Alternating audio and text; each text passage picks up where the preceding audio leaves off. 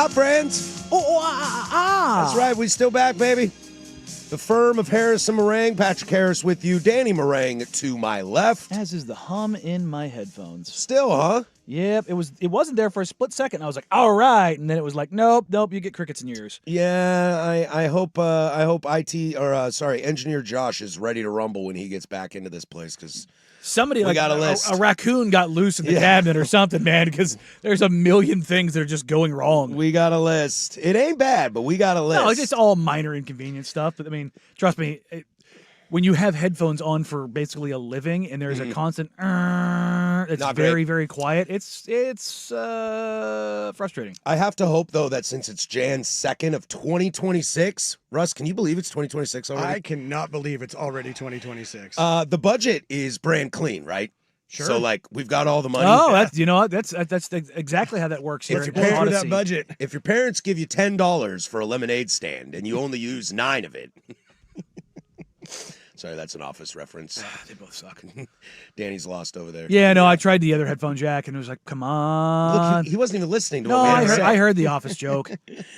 So hopefully the budget's clean because we probably need like $30 in here. I bet you that's all it is. So you It's like $30. I mean, I'll donate the $30 if I have to. We'll do that, just I'm like- already Waterman. Yeah, you're already Waterman. You gave up. That dirt sent me some money though. Okay. I got to do the. I'll do the water But today. you got big timed. I did get big You time. gave in. I did give in. You know, you dropping the I can't believe it's 2026. Tiff's got this thing now where we're going to leave that in 2025. Oh, we sat around the dinner table on New Year's Eve, me and the kids and the wife, and we went around and the wife goes, "Give me 3 words to describe 2025." And good old Bubba, good old 9-year-old Bubba goes, "Stink, stank, stunk." And we were just, the table just paused and we were like, that's it. Nobody else gets a turn. That's it. Well, the Harris household was not an easy place in 2025. I had a giant flood and was displaced from my house for 3 months. I have a brand new job, which is great. Not a bad thing, but that was a big change and transition and stuff like that. And yeah, I got girls becoming women, if you catch my drift there. So like things in the Harris household, we're ready to move on. We're ready to get a clean slate. I mean, the first $30. That's all I'm asking for. First half of the year for me was complete and utter nightmare fuel. But you know, I feel you ended on a high point. definitely ended well. Yeah, Definitely ended personal well. life, health Yeah. life, all that kind of stuff. It's weird to say when you end with the surgery, but yeah. But I mean, The Blazers kind of stink, though. yeah. Well, that's what. Neither here nor there. I've been doing this. Been doing that for 14 years. Yeah, we It's- just keep that yeah, going. just keep that going. We're not worried about Like that. I started to kind of look at like how many games I've covered, and I went, "Oh crap, we're getting into like the 1,000+ ranges now," and I'm just like, "That's a lot of basketball." I know. I've always tried to think about, like, I don't cover the sport like you do, but I try to think about how much baseball I've watched in my life, and not just my team, but just baseball. Oh, yeah. I have no idea. Oh, Because- actual NBA because, games, like- it's literal thousands. Yeah, because basketball and baseball, you know, you got 82 games. We got 162 games. You could be diehard college football, diehard NFL, but even if you're both, you're still only clocking 30 games. I'll give you 45 on a year. Yeah, because 45. you're maybe watching the primetime game, the big game. You're gonna watch your game. You're gonna watch your NFL team. Like, But that's 2 sports. yes. I watch at least 100 baseball games a year. Yeah. At least 100. And I watch at least 82 NBA games of just the team that I cover. Not to mention a Tuesday on TNT or I a mean- Friday on Amazon now. Yeah, and then when I was a complete and utter psychopath for basically 7-8 years, I would cover the Blazers game, then I'd go home and rewatch the tape. Oh, yes, can't- those you days can't- that are clearly way back in the rearview mirror of you being a complete and utter psychopath. As in last year. From the top rope. Literally last year. So That only counts as one game. I know, but I You mean, can't like, triple stamp a double oh stamp. no, I'm just talking about the time. I know. Like it was, then I would watch obviously whatever when they were on off nights. I would be watching Sure. whatever team's coming to town or Or just whatever Whatever fun game, like, is yeah. on TV. Like- kind of like how I watch the NFL Yeah. a lot sometimes. I'm just like, this Monday night game looks great. like I see right now. Like Pistons are playing. Absolutely. I'll watch Spurs are that. playing? I'll watch that. Absolutely. Like those are the kind of things that I turn on and just be like, let's go ahead and watch this. You're turning me into a little bit of a sicko. Mavs are on national TV. Oh, yeah. I'll turn that I'm on. gonna go see what Coop's doing tonight. Yeah, I want to see Flag. You know, Philly, yeah, they're a tire fire at times, but VJ, ooh baby VJ. VJ and Tyrese together. Let's go watch that. I know. I'm glad I got on the Anthony Edwards train early because that's must-watch basketball Yes. for me. It's just it's the fun things of I can't believe I used to watch Memphis games religiously. Grizzlies. Yeah, Well, I mean, Ja. yeah. I loved Ja. Now it's like I'm good. I'm good. I'm good on that. I'm good. I don't need to watch that. JJ, I'm good. I mean, I love Triple J. Yeah, It's my guy. That's- I think it's because like Triple J, he loses my interest because he has Ja. yeah. Well, it's yeah. not fair. He's just to throw him in the backpack, and whether he's on or off the court. Yeah, no, Right. it's not fun. Did you New Year's go well? New Year's went okay. Yeah. My kids are old enough that they can stay up till midnight. And I, believe it or not, don't stay up that late. I'm Oh. usually hammered by around 10 o'clock, and that's when I go to bed. Mm. So I kind of had to struggle to stay up. Mm. It was 11 o'clock, I think, and I went into my front room and started reading to just keep my brain going Oh. because I was ready to pass out.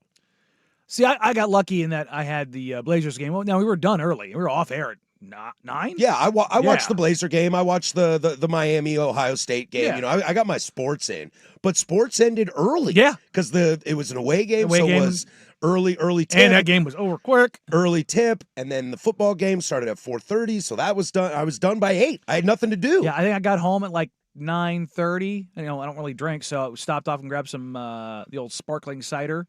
But before that, earlier in the day, there's a spot up the street here called Kiari West. Okay, It is a gluten-free Japanese bakery. you were talking to me about this. Buddy, I'll give them the pub. Yeah, good stuff. They have a Japanese sweetbread custard roll. Holy. I can't get behind pastries without the gluten. This is one of the best tasting things I've ever had. Yeah, It was incredible. Got a cinnamon roll too. When you hear like the gluten free thing, you're like, oh, it's probably like no. Again, this place is on 23rd. It's just down the street from the studio here. Go. I'll give them all the pub. I'll give them all the love. That place was freaking incredible, man. But got everybody got one of the cinnamon rolls and one of the little Japanese style custard bread things. Had those and then popped the old sparkling cider. And I think about 5 minutes after that, we were all like, all right, see you later, go. Let's go ahead and pack this thing up. Sometimes I think, and I'm going to get eviscerated for this, and I know, and I don't mean offense, but I'm about to offend a bunch of people. I can't do the gluten-free. It's like, I liken it to trying to drink wine without grapes or like beer without grain. It's just not that. I can tell you Isn't right. wine without grapes, just Mad Dog. Yeah, pretty much. Yeah. But see, Banana Red, baby. here's the thing. Banana red, dude. Orange Jubilee. Let's go here, Rusty. if I brought you Purple that- Rain. If I brought you that and didn't tell you what it was, you would have no idea. I see. I like that. It's I like that. it's that level of good. I bet- You I would bet- have zero idea. I bet they're using like rice flour. It's That's exactly probably what what they're they're using. using. Yeah. But it's in freaking incredible, man. It's oh god. And then New Year's Day, I woke up at about 8 o'clock, getting ready to watch, the Orange Bowl. Yeah, we slept in. And I wake up at 8:15 and I realize nobody in my house is awake. Yeah. And I knew if I went downstairs and I turned on the television to watch the Orange Bowl, everyone in my house was going to wake up. So I just quietly showered, sneaked out the front door, got in my car, went to Grand Central Bowl, hung out with some of the sales bros and my buddy, good old time. my good buddy Joe Fisher, and we watched the game there. I had a blast. They put on a little good party down there. It was Yeah. fun. I haven't been Company down. tab didn't hurt. Oh, there you go. I haven't been down there in a long time. It's a cool place to watch a They've game. redone it over Yeah, the yeah. last couple of years, right? There, when you first walk in, you're right there at the bar, and there's tons of seating, TVs everywhere. They pump in the volume. We had solid service. The food was really good. I had a really good time at Grand Central. Hung out there with Joe and some of the sales bros watching the game. Just got to see my boy Lowercase. He came in to get ready for the post-game show. And then I did what I always do on New Year's Day. I watched the Rose Bowl. How was that for you? It's really weird because I may have said this on the radio They moved it up an hour. Did that which- bother you? Oh, big time. Okay. Big time bothered me. Big time bothered me. I need the sunset. Yeah. I need the parade to be done. Like, big time bother. However, I watched it. The tough thing is I love this Indiana team. Mhm. I'm not in the whole like, I never thought Indiana. I'm Yeah. done with that Yeah. stuff. I'm so tired of that rhetoric. But Also, I, them playing in a swamp was hilarious. yes, but I like that team. Mendoza's good. Signetti is kind of must-watch TV at this point. But growing up, we watched the Rose Bowl, and you don't root for the Big Ten. You just don't, no matter what. So I find myself rooting for Alabama. And it's Gross. 7-0, 10-0, 17-0, and I'm like, roll Tide. Like they got a chance. Ty Simpson gets benched, and I'm like, roll Tide. My buddy, who's a Indiana alum, and, I don't know if I've ever rooted for Alabama, but at that time, I was like, rules are rules. I got to follow rules here. buddy of mine is an Indiana alum, huge Hoosier fan. Text me, I want Feinbaum's head on a spike. Yeah, I And bet. I was like, I will say, and we'll get to a lot of these bowl games today. We got a big college football show for you today, but I will say this, and I hate doing this, but I'm going to do it. When I'm watching the college game day desk Mhm. and I'm seeing like people behind them, a lot of shiny, bright, crimson, brand new era IU hats. Just throwing that out there. oh, there is. Just throwing that out. There There is. is for every team. Yeah. This is not specific to Indiana, but I know as somebody who wears New Era 5950 hats religiously, I can spot a freshie Well, a mile away. There's also we had this discussion. You said the Oregon fans weren't singing the fight song when you were at Grand Central. They don't know the words. And I go, yeah, it's because they didn't go to school there. What's funny, I asked Dirt about it too. He goes, I don't know the words. Sprague said he doesn't know the words to Oregon State's. If I get mine going, I'm good. It's always like it's like Russ and I both went to Beaverton High School, and he was like, I don't remember the words, and I'm like, crap, I don't remember the words, but I know if we got going, I could do it. I don't think I ever knew the words. I went to Hudson's Bay. I'm an eagle born. I'm an eagle bred. Yeah, and it was, when I die, I'll be an eagle. That's that. Freshman orientation was like half the day was like learning all that stuff. I did have to admit, though, that in Washington State's fight song, we do spell out Washington State. And when you get halfway through Washington, you can find one of the drunk kids that forgets how to spell Washington. Well, I mean, there's probably some He's sober. out there going, there's wait, some sober carry, kids too. Carry the one. We are not absolved of idiot over here, so I do not want to sound like I'm high and mighty. But y'all learn the words to your fight song, okay? Learn the words to your fight song. Oakley Dokley, well, we got a show for you today, a loaded college football day. Also, we got to get to some NFL. It's one of those days where I kind of wish we had more time than we actually do, just because there's so much to get to. We'll take a break from football and web gems and kind of call the pot and kettle to say what's up. What else? But let's start here. The Oregon Ducks are going to the Peach Bowl. How we got there, what we look like, and how we feel. We'll do that next. 105.1 The Fan.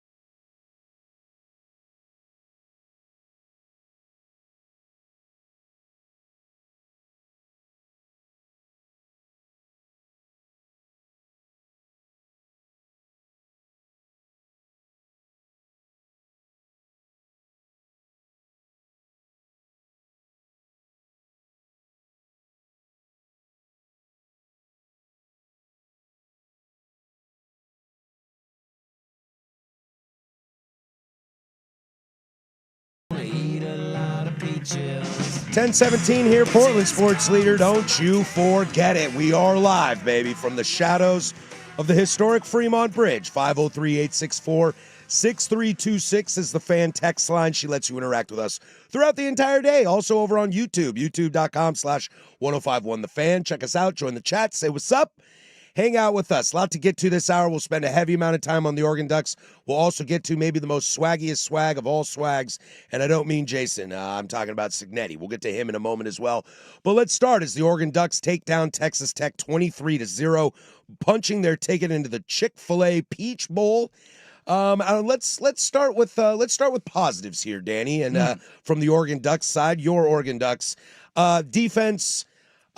Maybe the best complete defensive performance I have seen in maybe Oregon's history. Definitely in Lanning's era, but maybe in the history. It's up there, and I thought Tech would have more offensively, but Oregon, for the first time this year, got the disruptives that were just backbreaking. Big time. And turnovers, Finney, sacks. and that play from Mateo was just – I jumped out of my chair. I think that was a grown man.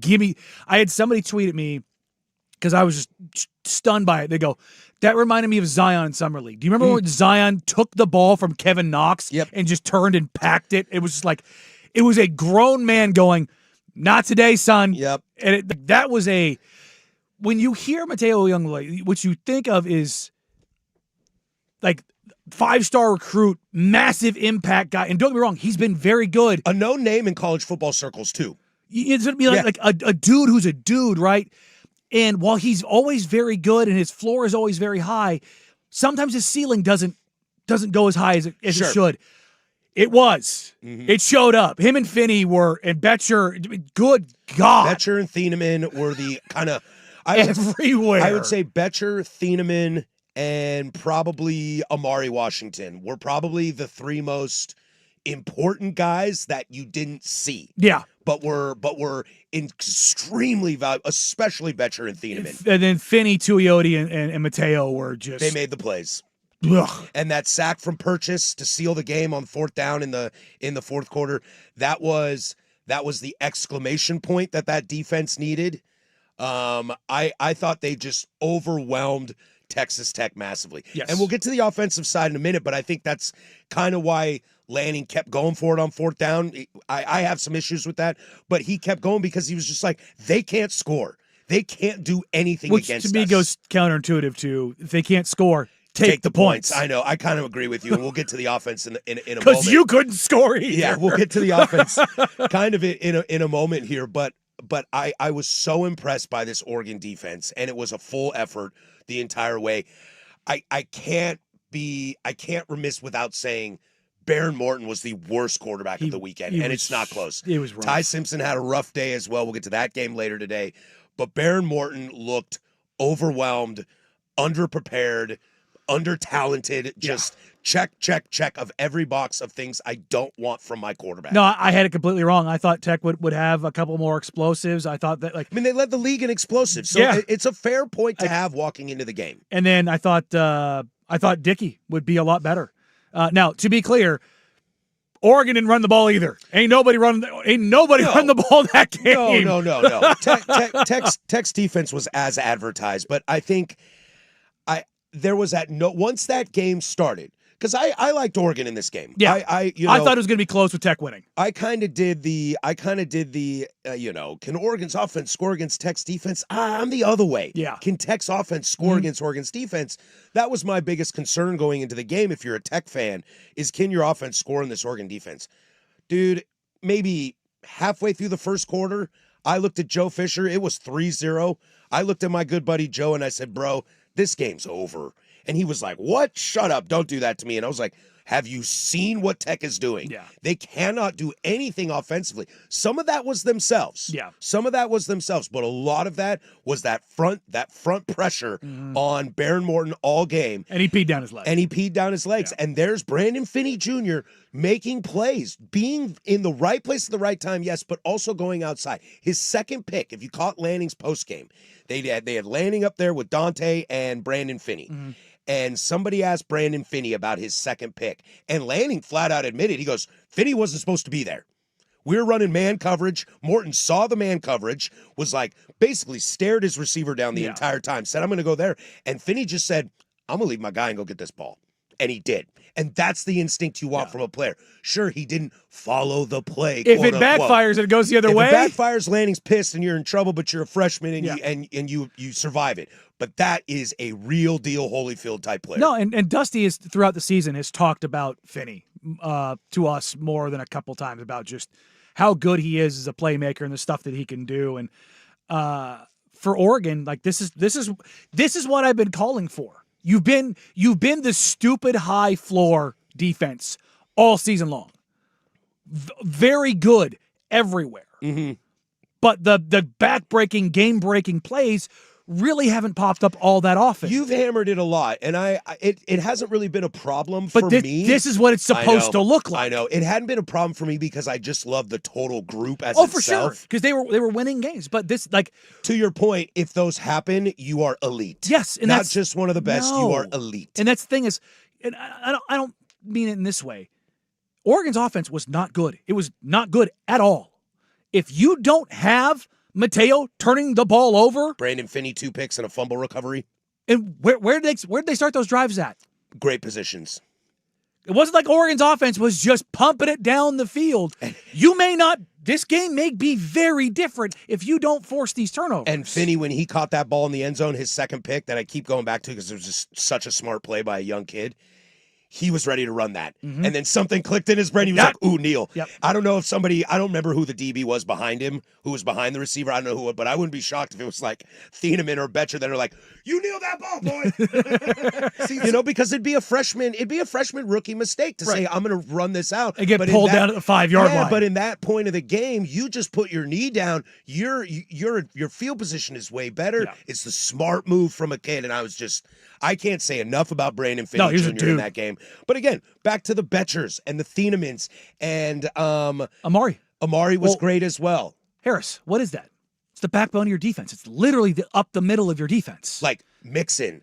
If Finney doesn't have 3 takeaways, Mixon was my MVP of that game. Well, and I don't think it's a stretch to say that this Oregon defense yesterday, they outperformed what was a top 3 defense in the country. Yeah, I agree. Because Texas Tech's defense came to play, and they were very good. Yeah. Oregon was a better defense. Some of that helps that Tech's offense was a struggle. I disagree on that. I think we saw the best defense in the country in Tech yesterday. I think so, and we saw them give up 23 points, and we saw Oregon's give up 0. Let me say this. I think you are correct that Texas Tech's defense is better than Oregon's. Yes. Without a doubt. Passes the eyeball test for me. But I'm saying yesterday, Oregon's was the best defense on the field. I think I agree. I disagree. I think Tech's defense was better. And that's not to take away from Oregon. I thought Oregon was incredible. But I think the big thing for me is 4 takeaways versus 1. Yes. And the 1 takeaway that Tech had was on Dante, not on Tech. And a big fat donut. Yeah. Yeah, and a big fat donut. And I think I thought Tech's offense would be better. And again, this is not taking away from Oregon. Just watching how Tech played defensively, with their offense unable to do literally anything, not generate any field position, not stay on the field. I mean, what was the final play total? It was like 70, was it 71? Yeah, 71-62, and that was, I mean, the yards, the field position, time of possession, everything was just like, yikes, that's going to be tough, guys. And I thought it was strange because, like, where I was watching now, I'm surrounded by a bunch of Duck fans while I'm watching this game. But when it's 13-0, I'm just like, can I go home now? And everyone's like still feeling real nervous because of that. Because they failed to score on so many, or convert so many 4th downs. I think that's really what it came down to. And Tech did finally spring the one big play. Yeah. They got nothing out of it. But it was one of those things where it's like, because I think at that point that was 50 of their 67 or so total yards of offense. But if they get a touchdown there, it's 13-7. And that is all of a sudden Game the pucker changer. factor just goes because now all of a sudden all the times we went for it on 4th down, all the times we didn't get field goals. Yeah. And that happens, and all of a sudden Duck fan is ready to poop a diamond. Oh yeah, you kidding me? But again, shout out to Oregon for just nutting up there and absolutely getting it done. It's a huge win. We will get into the Peach Bowl all next week. Lot to break down in that rematch against Indiana. If Oregon's defense plays like this, and it's hard to ask anybody to play as elite as they did yesterday. If they play this good, they can win the whole thing. I have no qualm saying that. I believe that. They're going to have to play like that against Indiana. They're going to have to. And whether they get Miami or Ole Miss in the Natty, if they were to beat Indiana, they're going to have to do it again. It's tough to ask a defense to play as good as they did yesterday consistently, but if they do, they can beat anybody. They can absolutely beat anybody. Yep. With turning the ball over like that. That's the thing is if you are turning a team over like that, you with that high floor already, you could beat anybody. Amari Washington is making Baron Morton uncomfortable. Mixon's batting balls down. Finney's intercepting. Thieneman and Betcher coming up and hitting running backs. Like Mateo off the edge. Tuioti off the edge. All these factors, when they come together, boy, that's a scary defense. Oh, that's a scary defense. That's what I've wanted to see from them all year. That was it. Kudos to that Oregon defense. Let's flip it on its head and slide over to the offense. Some struggles in the beginning. Dante Moore not sharp in the first half. Will Stein, aging Will Stein. I think you can say it wasn't a sharp ball game. That's okay. We'll get into the other side of the ball, plus give some love to that Texas Tech defense as well. More to come from the Orange Bowl reactions. But first, the Kahuna with sports. I hear they got some tasty burgers. Now, from the George McCoy at Warren Allen Sports Desk, a Sports Center update on the Fan Sports Network, 105.1 FM and 1080 AM. First on the Fan after beating 4-seed Texas Tech in the Orange Bowl, 5-seed Oregon now headed to Atlanta for a semifinal Peach Bowl matchup with number 1 Indiana a week from today. Looking to avenge their only loss of the season, the Hoosiers are early 4-point favorites. Meanwhile, the other semifinal matchup will be Thursday at the Fiesta Bowl in Glendale. That is number 10 Miami versus number 6 Ole Miss. The Hurricanes are 3-point favorites. Over in the NFL, Seahawks and 49ers face off tomorrow evening for the number 1 seed in the NFC.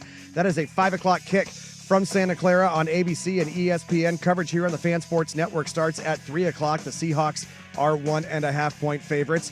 Over in the association, the Trailblazers road trip continues this evening in New Orleans against the Pelicans. Jeremy Grant, Drew Holiday still out. 5 o'clock tip on KUNP. That's 2.2 on your antenna or Xfinity Channel 302. The Blazers are 2.5-point favorites. And Oregon men's basketball in College Park to face Maryland. The Ducks still looking for their first Big Ten win on the season. That's a 4:30 tip on Peacock. Coverage over on 1080 AM starts at 4 o'clock. More sports scores and stories in 30 minutes. I'm Jeff Rust from the George McCoy at Warren Allen Sports Desk. Hurt and missing work, insurance companies acting like jerks. Don't call your mom. Call George McCoy at warrenallen.com. The home of dirt and spray. Weekday morning 6 to 10 a.m. The Fan Sports Network, 105.1 FM and 1080 AM.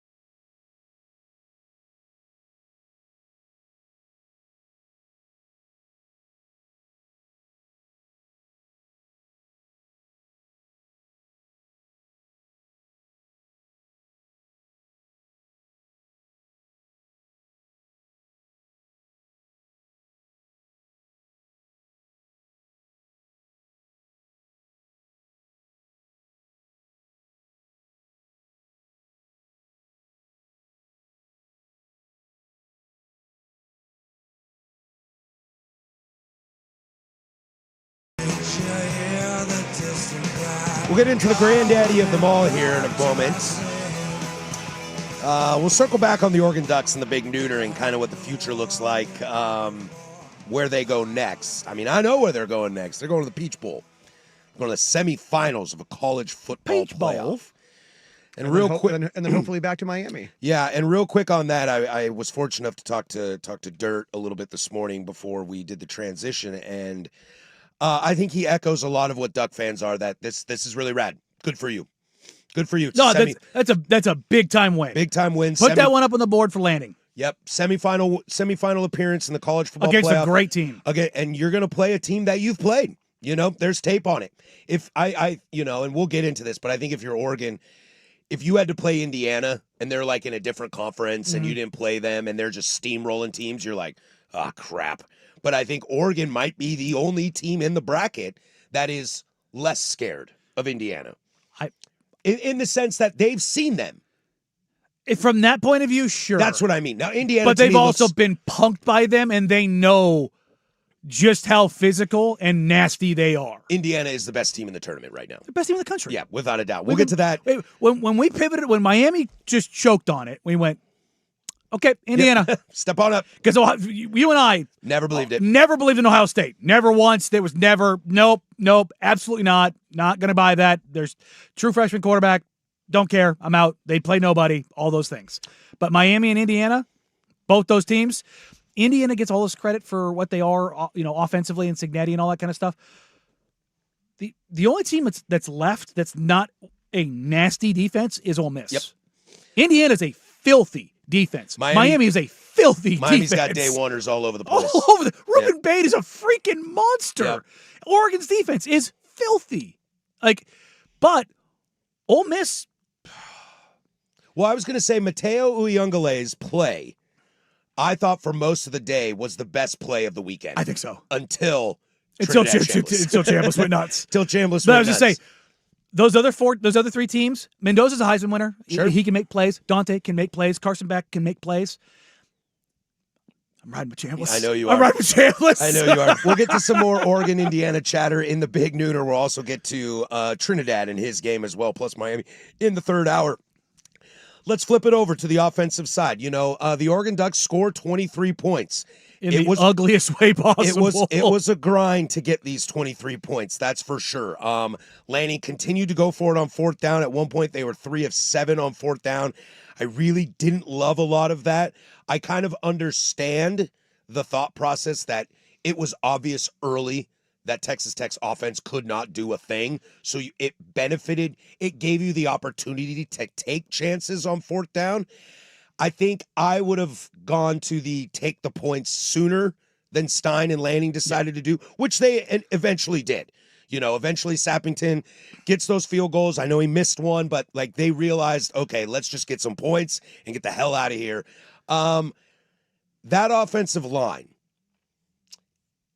it's difficult for me to try to find the words to put it, because on one hand, they survived. On another hand, Poncho had a rough day. Yeah. Alex Harkey had maybe the toughest job of any right tackle over the weekend. Fair to say? If you stop Bailey, Rodriguez just goes around you. Yeah, no, Harkey had... Whoever is playing Texas Tech as the right tackle spot on any given week is in hell. I promise you, Alex Harkey does not feel good today. No. His body, he put it all on the line. Isaiah World had a rough day. David Bailey is not your traditional pass rusher in the sense of Javon Curse Sure. or Miles Garrett. Julius Peppers. Garrett now is different than he was in college. For sure. He's David- a whole nother world right now. But David Bailey he's not this lean, sinewy, turn the corner. He's going to beat the living crap out of you. Just grab you, throw you, maul you, throw you off, and then run by. He is huge. And that's where I will give the Oregon offense some credit, especially on that offensive line. I can sit here and tell you Harkey was in a nightmare situation. Poncho with snaps and all his situations. Isaiah World had a bad penalty and got beat a couple times. All that being said, they scored 23 points and they got out alive. Here's the thing. Oregon's offense, 2 drives of more than 50 yards. is a tough day at the office. I agree. It's field position. Those 23 points. Okay, just go Turnovers. We talked about it. With go the down there. turnovers. There's scoring drives. Just from the end of the game backwards. 8 plays, 27-yard touchdown. Drive before that, 4 plays, 7 yards, missed field goal. Here's the long drive. 10 plays, 55 yards, field goal. 7 plays, 19 yards, interception. 1 play, 6 yards, touchdown. 4 plays, 9 yards, out on downs. Before that was the end of half. 4 plays, 9 yards, field goal. 14 plays, here's the other one, 62 yards, out on downs. Yep. 3 plays, negative 10 yards, punt. 3 plays, 4 yards, punt. 13 plays, 47 yards, out on downs, and then they opened the game with a 10-play, 43-yard drive. But both those big Field goal. ones, they went out on downs in the red zone. Yep. Because I And think again, especially with the late when it ones, got to that point, it was I like, agree. brother. When it got to that point, I agree. But throw the cojones, nut up or shut up. That's Lanning. He's like, this offense can't do anything. If we get out of this game 6-0 or 26-0, I'm going to take a shot on 4th down. I would have pulled it earlier personally, but I understood it. I am pro go for it on 4th down. Oh, especially in their field position. Yeah, You're around the yeah, 50, go yeah. for it every time. Especially earlier in the game. Totally okay with that. Once it got close, into the late second, into the third quarter, and you've already they went 0 for 4 to start. I'm not sure exactly. It was over 3 or over 4 to start, and it was like, buddy, pack it up, take the points. You see how this game is going. Take the points. They're not scoring. If you keep putting up zeros right now, again, the big play that Texas Tech finally broke. We talked about it with Oregon's defense in the first segment.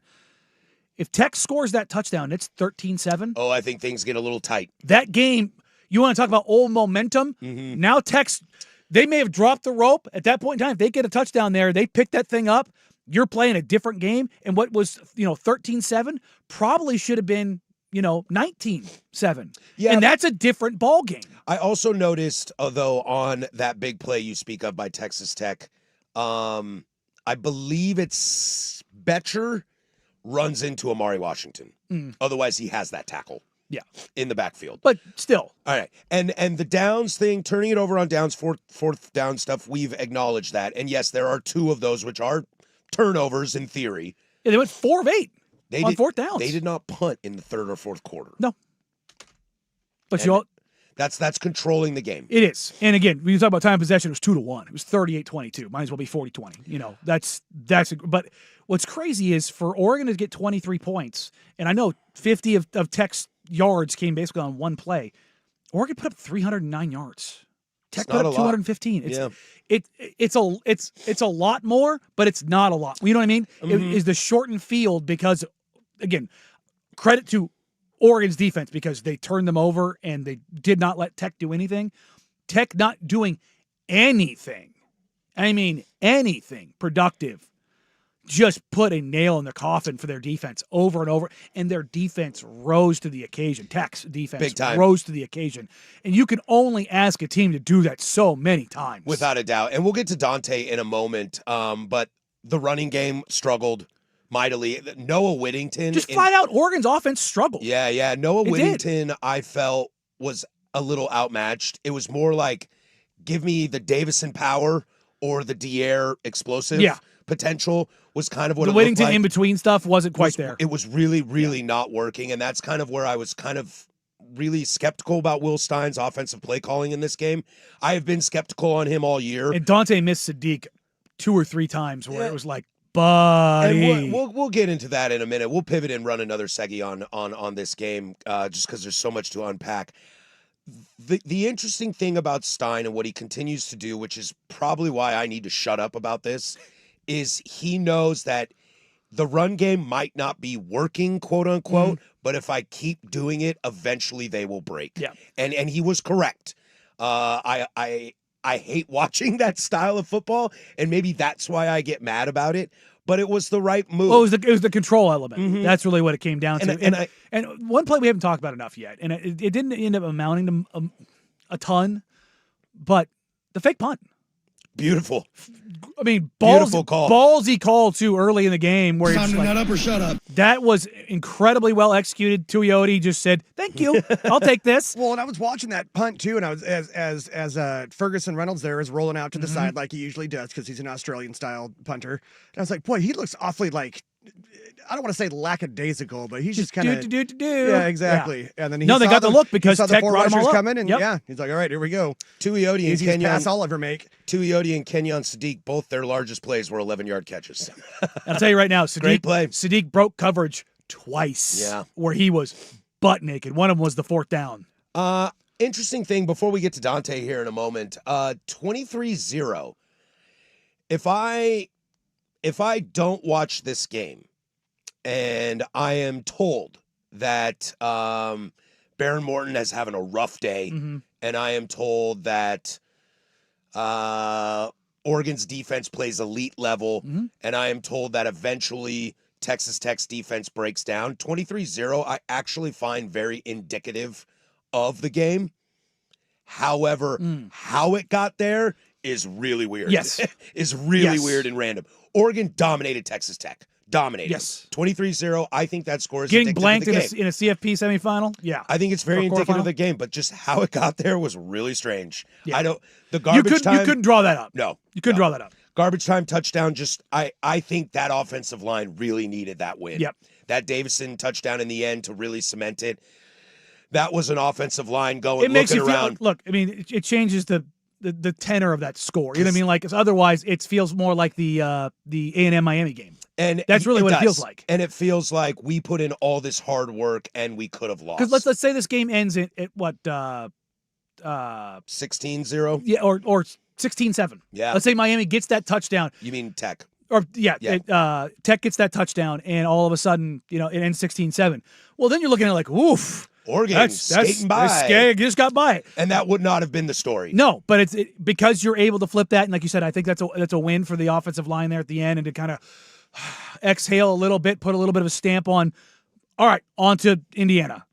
You got to feel a little good about it. But also coming off that, if you're Oregon, now you beat this team with this defense. Now, Tech does not have Indiana's offense. Correct. The difference is Baron Morton is not Heisman Trophy winning quarterback Fernando Mendoza. Baron Morton might not be the best quarterback in his conference, and he plays in the Big 12. Yeah, and well, he might not and actually be the best quarterback on his own team, it turns out. He got bad intentions. There's that guy out there. Sam Levitt is in the portal, Yeah. FYI. I don't think he'll be in the conference much longer. Well, yeah, he's heading to Kentucky. He's gonna go play with Will Stein. Big shout out to the Or, O-line. yeah, Big Kenny- shout out I'm to the sorry, Oregon not Will O-line. Stein, but Kenny D. Dillingham.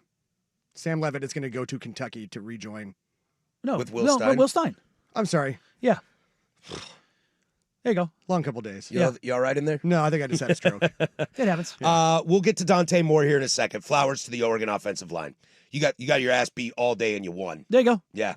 Can't say that often. Oof. Can't say that often. I mean, because that Tech defense really gave that line fits all game. Yeah. With Poncho's bad snaps, Harkey and World on the That goes outside to just show you- getting you- bull rushed, and you won the game. Oregon won a game without an A+. Yeah. And that's impressive. That's good for you. You Yep. should feel really good about that. Let's take the quarterback position into account as Dante ups and downs, comfortable, uncomfortable. We'll talk about that Kenyon Sadiq miss, and I also want to talk about that number 10 on Texas Tech. Boy, he scares me. So if he scared Dante, I wouldn't be shocked. And we'll read some of your texts, 503-864-6326, or over on the YouTube chat. A little more. We'll wrap up the Orange Bowl next. 105.1, 1080 AM.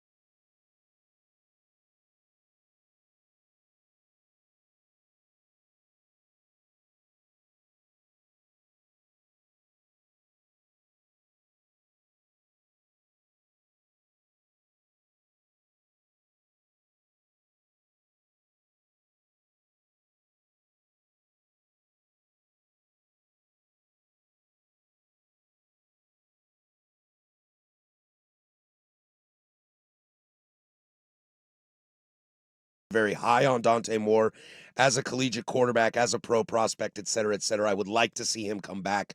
For the record, I think it would do him a lot of good in his development, and I think this Oregon team would be absolutely 100% a preseason favorite to win a natty next year if Dante comes back. But I won't beat around the bush here. I thought Dante was very uncomfortable in the first half. I thought that defense, as advertised, was pretty scary. I thought he kind of settled in a lot better in the second half. Things got a little more comfortable for him. And what I love about Dante so much is there are times when he can seem a little uncomfortable to me, can seem, I don't know if rattled is the right term, but I'll use the term rattled in this case. As the game progresses, though, when Dante does get comfortable, for me, it's more comfortable than 90% of the quarterbacks I see. By the time that fourth quarter rolled around, despite throwing the pick, Dante felt good to me. I didn't think he was good. I thought he was fine. Oh, I didn't think he was good either. Okay. I thought he was fine. I'm just trying to... Now, on a sliding scale of Dante Moore to Baron Morton, drastically better, but the bar was the floor in that case. I am just trying to contextualize that although this is not Dante's best game by any means, or necessarily a terrible game, my opinion on Dante doesn't change. I didn't think he was very good at all. I mean, how many throws did he make where you went, that was a good throw. He really needed to make that. There were a couple throws in the first half I saw that I was like, ooh, nice. Very nice.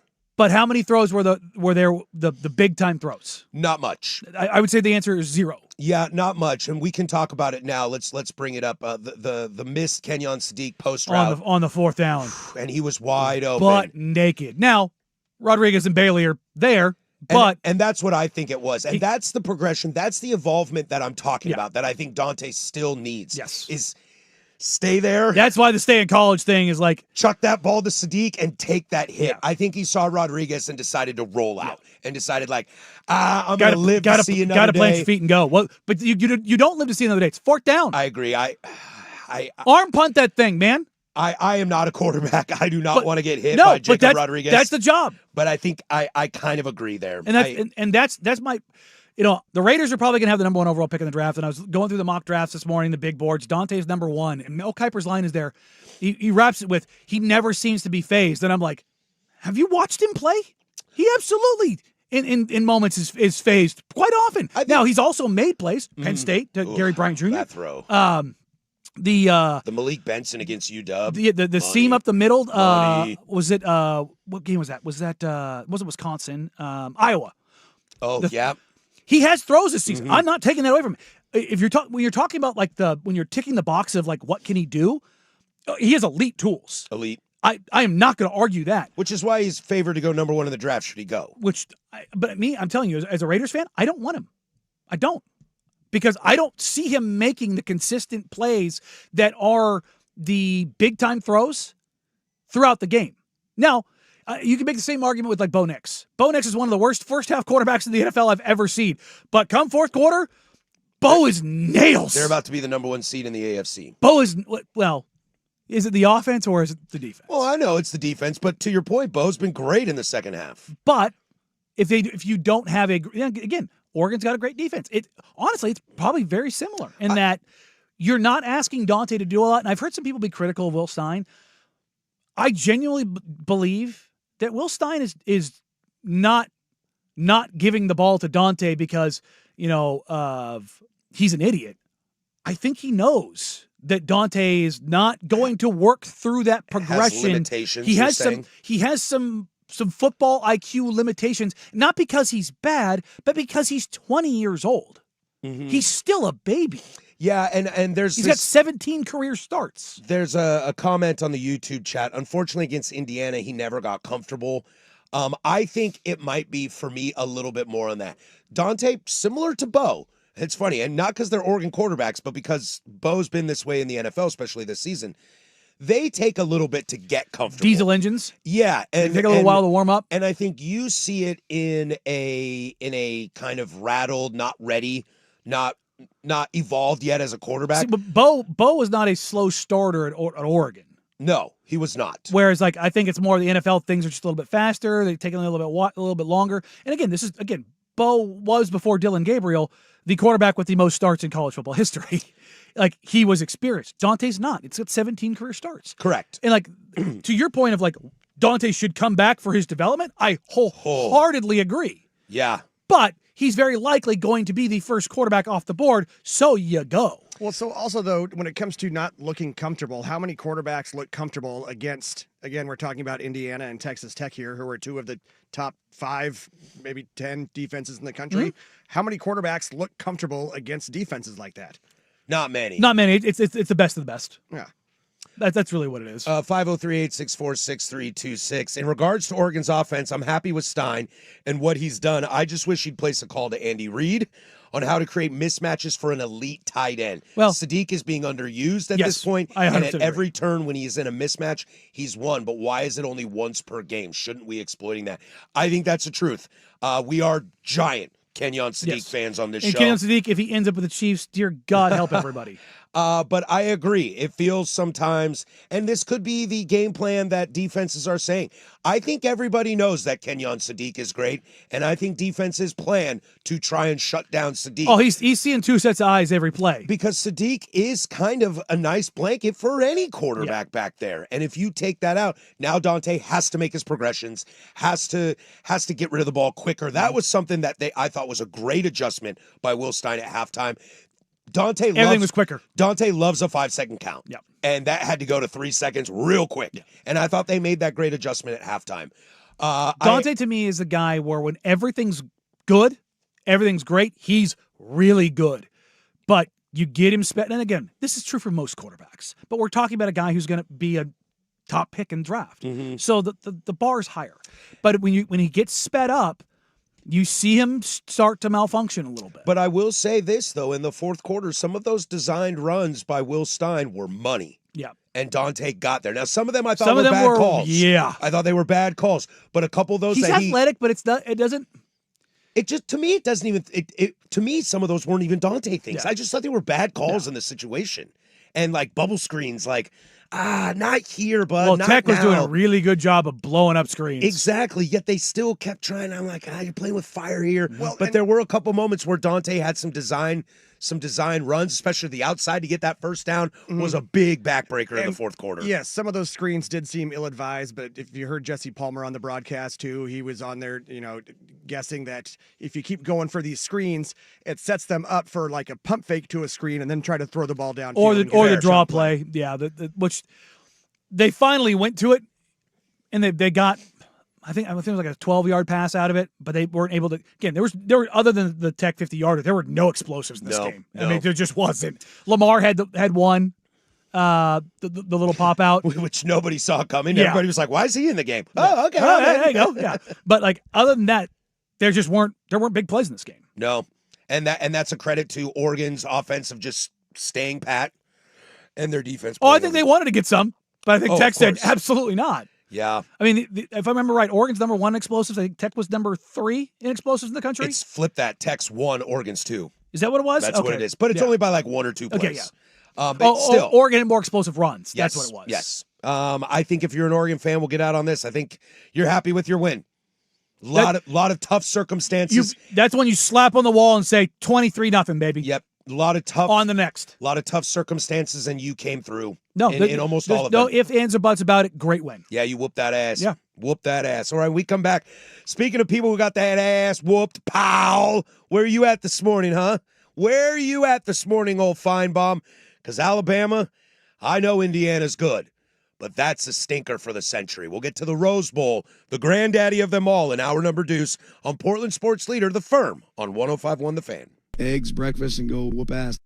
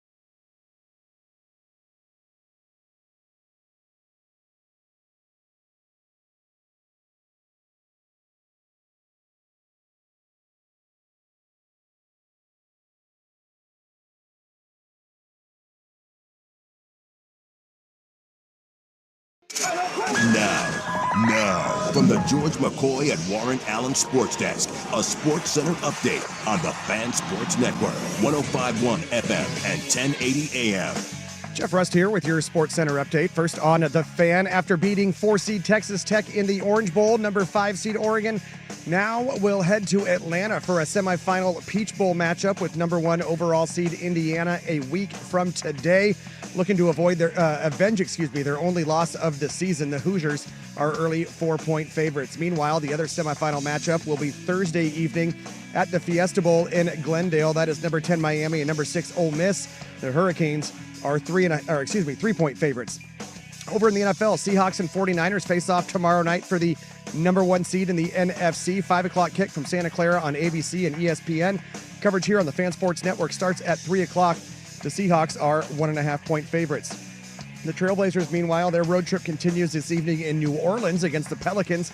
Jeremy Grant, Drew Holiday still out. 5 o'clock tip on KUNP, that is 2.2 on your antenna or Xfinity Channel 302. The Blazers are 2.5-point favorites. And Oregon men's basketball in College Park to face Maryland. The Ducks still looking for their first Big Ten win on the season. 4:30 tip on Peacock. Coverage over on 1080 AM starts at 4 o'clock. More sports scores and stories in 30 minutes. I'm Jeff Rust from the George McCoy at Warren Allen Sports Desk. Hurt and missing work. Insurance companies acting like jerks. Don't call your mom. Call George McCoy at warrenallen.com. The home of Ducks game day. Before and after every Ducks football game this season. The Fan Sports Network, 105.1 FM and 1080 AM.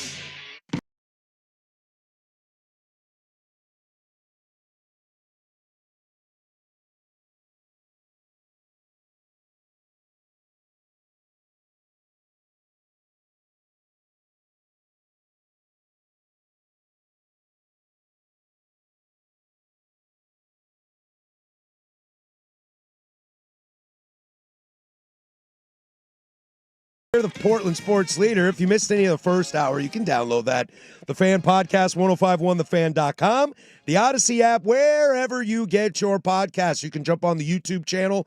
Check us out there. If you missed Dirt and Sprague this morning, breaking down this game that we just spent an hour on, you can go ahead and catch them there as well. Primetime back in full force tonight. If you missed that, you can check that on the YouTube as well or the Odyssey app. Rewind, fast forward, except for into the future. For that, would be impossible. We're going to get to some NFL this hour, I promise you that, as there are some big games that, boy, don't really feel like they matter right now, do they, Danny?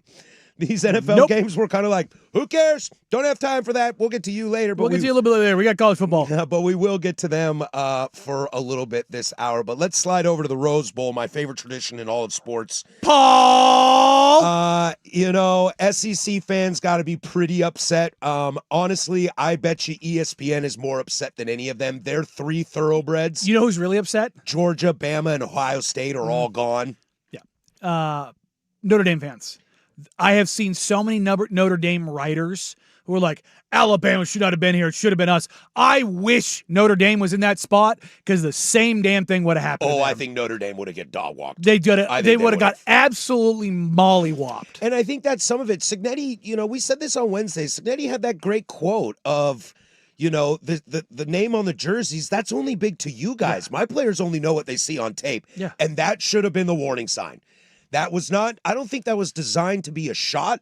I think that was just like a, no, it was. Guys, we've watched the tape. Yeah. This ain't Saban, Alabama. No. There are serious flaws here. Yeah. I was mostly surprised that Ty was as bad as he was. Because there's a little accurate, but it was just Charlie checkdown. He had nowhere to go with anything. It was a little Bear Morton in the sense of Indiana's defense was nasty and came at him from the jump. And without Stephen Daly. Yes, and they came at him from the jump.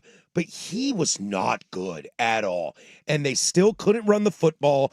All those things that we said Alabama struggled with just reared their ugly heads from the jump. Yeah. We're watching the Oregon-Texas Tech game. It was clear to me early that Texas Tech was not going to be able to score. It was very clear. I'll take it a step further in the Rose Bowl. It was from the jump that Alabama had no business being in that game. No business being in that game. I might have rather watched Tulane in that game. Yeah. I'm not going to lie. Have you seen all the funny stuff coming out?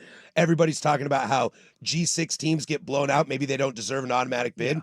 Well, I don't know. That mid-major Alabama sure looked like they didn't belong. Maybe the SEC doesn't deserve automatic bids. The SEC took it on the chin this weekend. Well, they got smoked. They took it on the chin this weekend. Their big brands went down and down hard. Yes, Georgia, Ole Miss was a close game, but Chambliss said, hold my beer. This thing is over.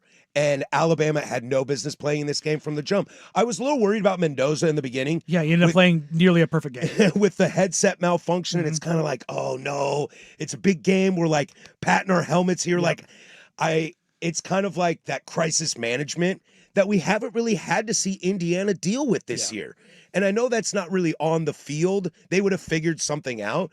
But from the jump in this giant stadium, in this huge game, you're playing a swamp. You're playing Alabama in a Rose Bowl. I don't care if you're Indiana new Good on news the is scene. the colors all look the same. Yeah, I don't care if you're Indiana new on the scene, if you're USC or Notre Dame. I don't care. That's a big game. Yeah. And when your headset goes out early, you're not sure what's going on, it'd be really easy to crumble.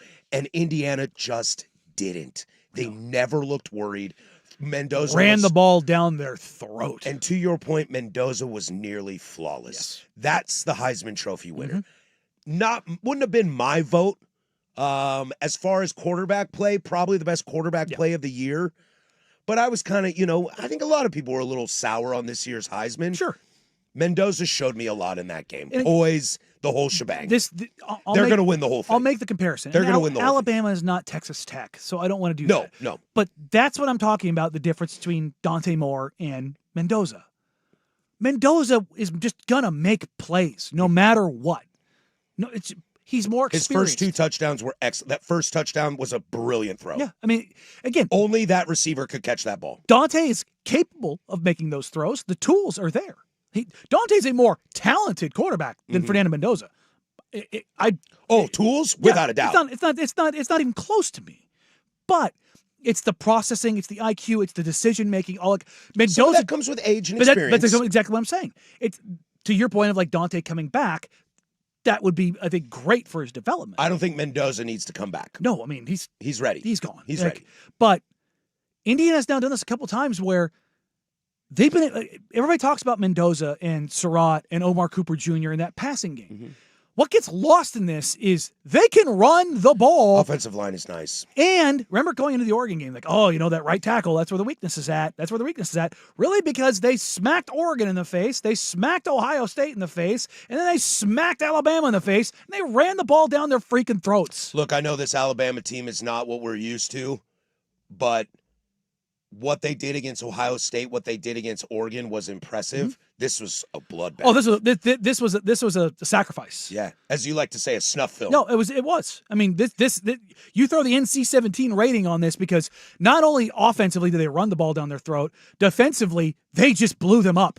Alabama, look, we all know they can't run the ball, but they could not run the ball at all. It was a yard a carry. And I've said this repeatedly, excuse me, I've said this repeatedly, and I think you agree with me. I am so over the rhetoric of Indiana's such a great story, and who would have ever thought Indiana would be? I'm over this. I'm so over it. We could do that last year. Because in college football, look, if NVIDIA Bro decides to donate $500 million to Oregon State football, guess who's in a natty next year? This can happen for anybody. Sure, it's weird. Sure, as diehard college football fans aren't used to seeing Indiana. And Indiana fans are like, this is insane. I can't believe, yes, I agree with all that. But from a non-fan that watches the sport, this shouldn't surprise you that a team a la Indiana can do this. What I would like to thank Indiana, and maybe part of why this narrative is so big, thank you for telling the SEC to get blanked. Yeah. Because it feels like this was personal for them. And not Sankey's got to go home. Not against Alabama per se, but against the SEC, against that BS rhetoric that Remember I'm tired of they hearing. needed 7 or 8 teams. 7 or 8 teams. 7 or 8. Tennessee, how many wins does Tennessee have over teams over 500? That would be this many. 0. Did they lose to a Big Ten team in a bowl game? They sure did. Oh, weird. An Illinois team who is what, the 7th best team in the Big Ten? 6th maybe? So What happened to Vandy?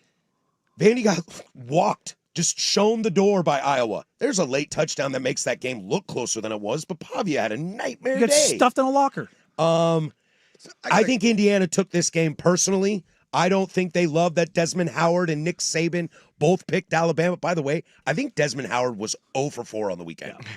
He picked Tech. He picked Ohio State. He picked Bama, and I think he picked Georgia. I went 3 for 4 with Tech Oregon. I love Des. I love Desmond Howard. I like what he does on the show, but rough day for you, bud. And of course, Saban's taking Bama. Of course. But I feel like, and I'm sure they didn't know that because that happened right before the game, but I feel like Indiana also said, I'm tired of this rhetoric.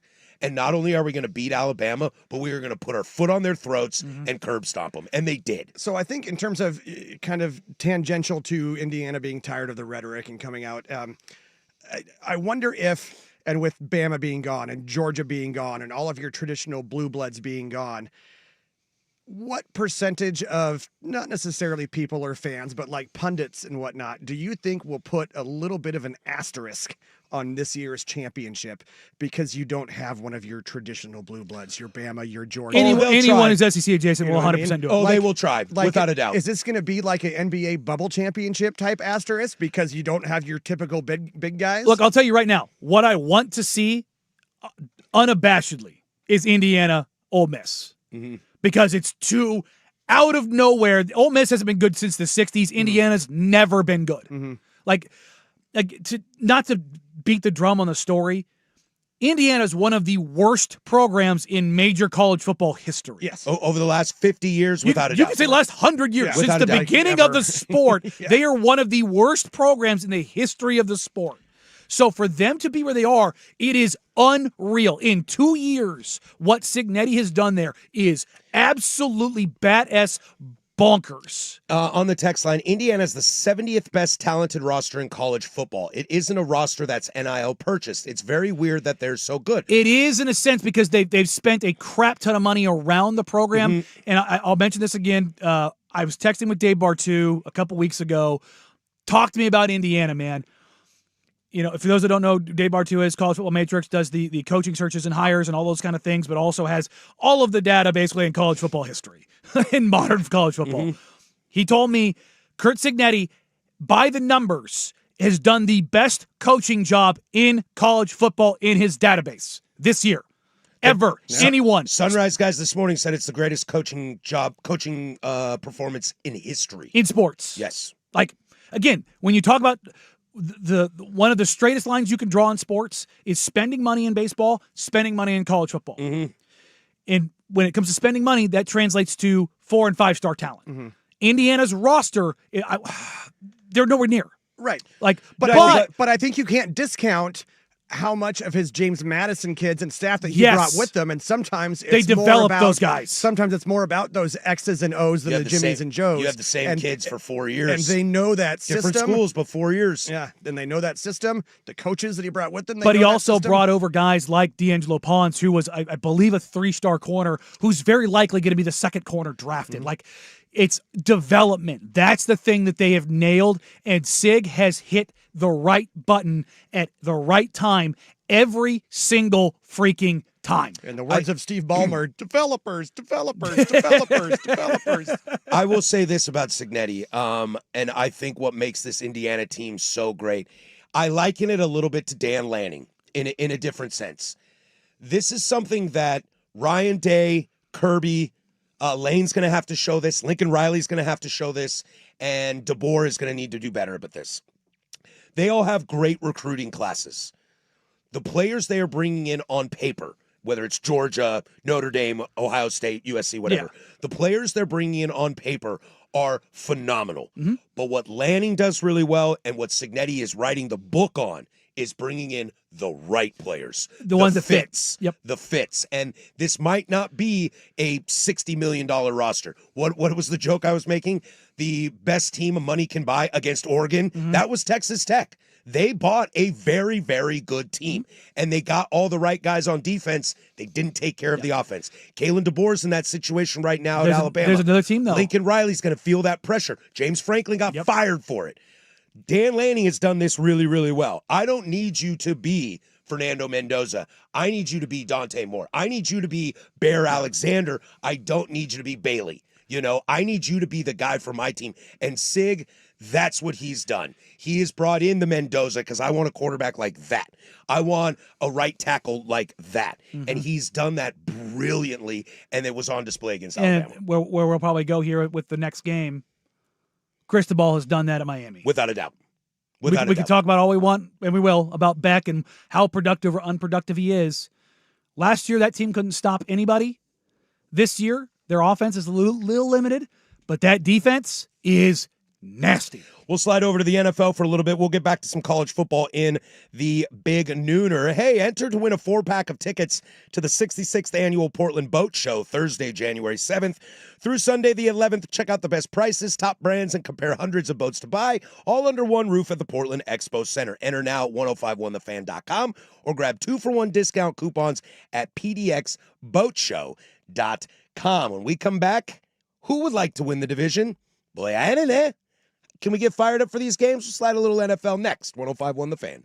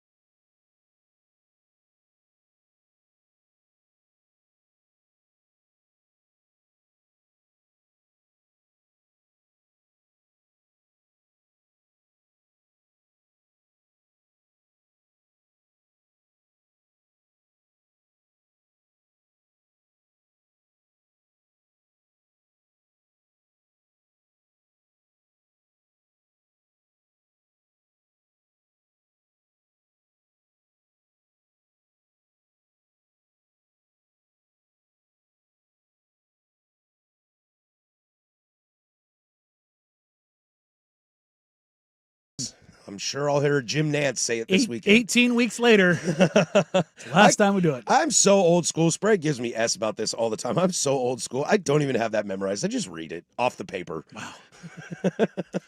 I love the papers, man. I got all my stuff right here. And, it's just. Look, there's a handful I'm an of old update, man. There's a handful of update reads here that I've done for probably years that I still basically have to read off the sheet. Yeah, hurt and missing work, insurance companies acting. I know all those lines, but I'm still going to read it. Still got it on my page. Still got it on my page.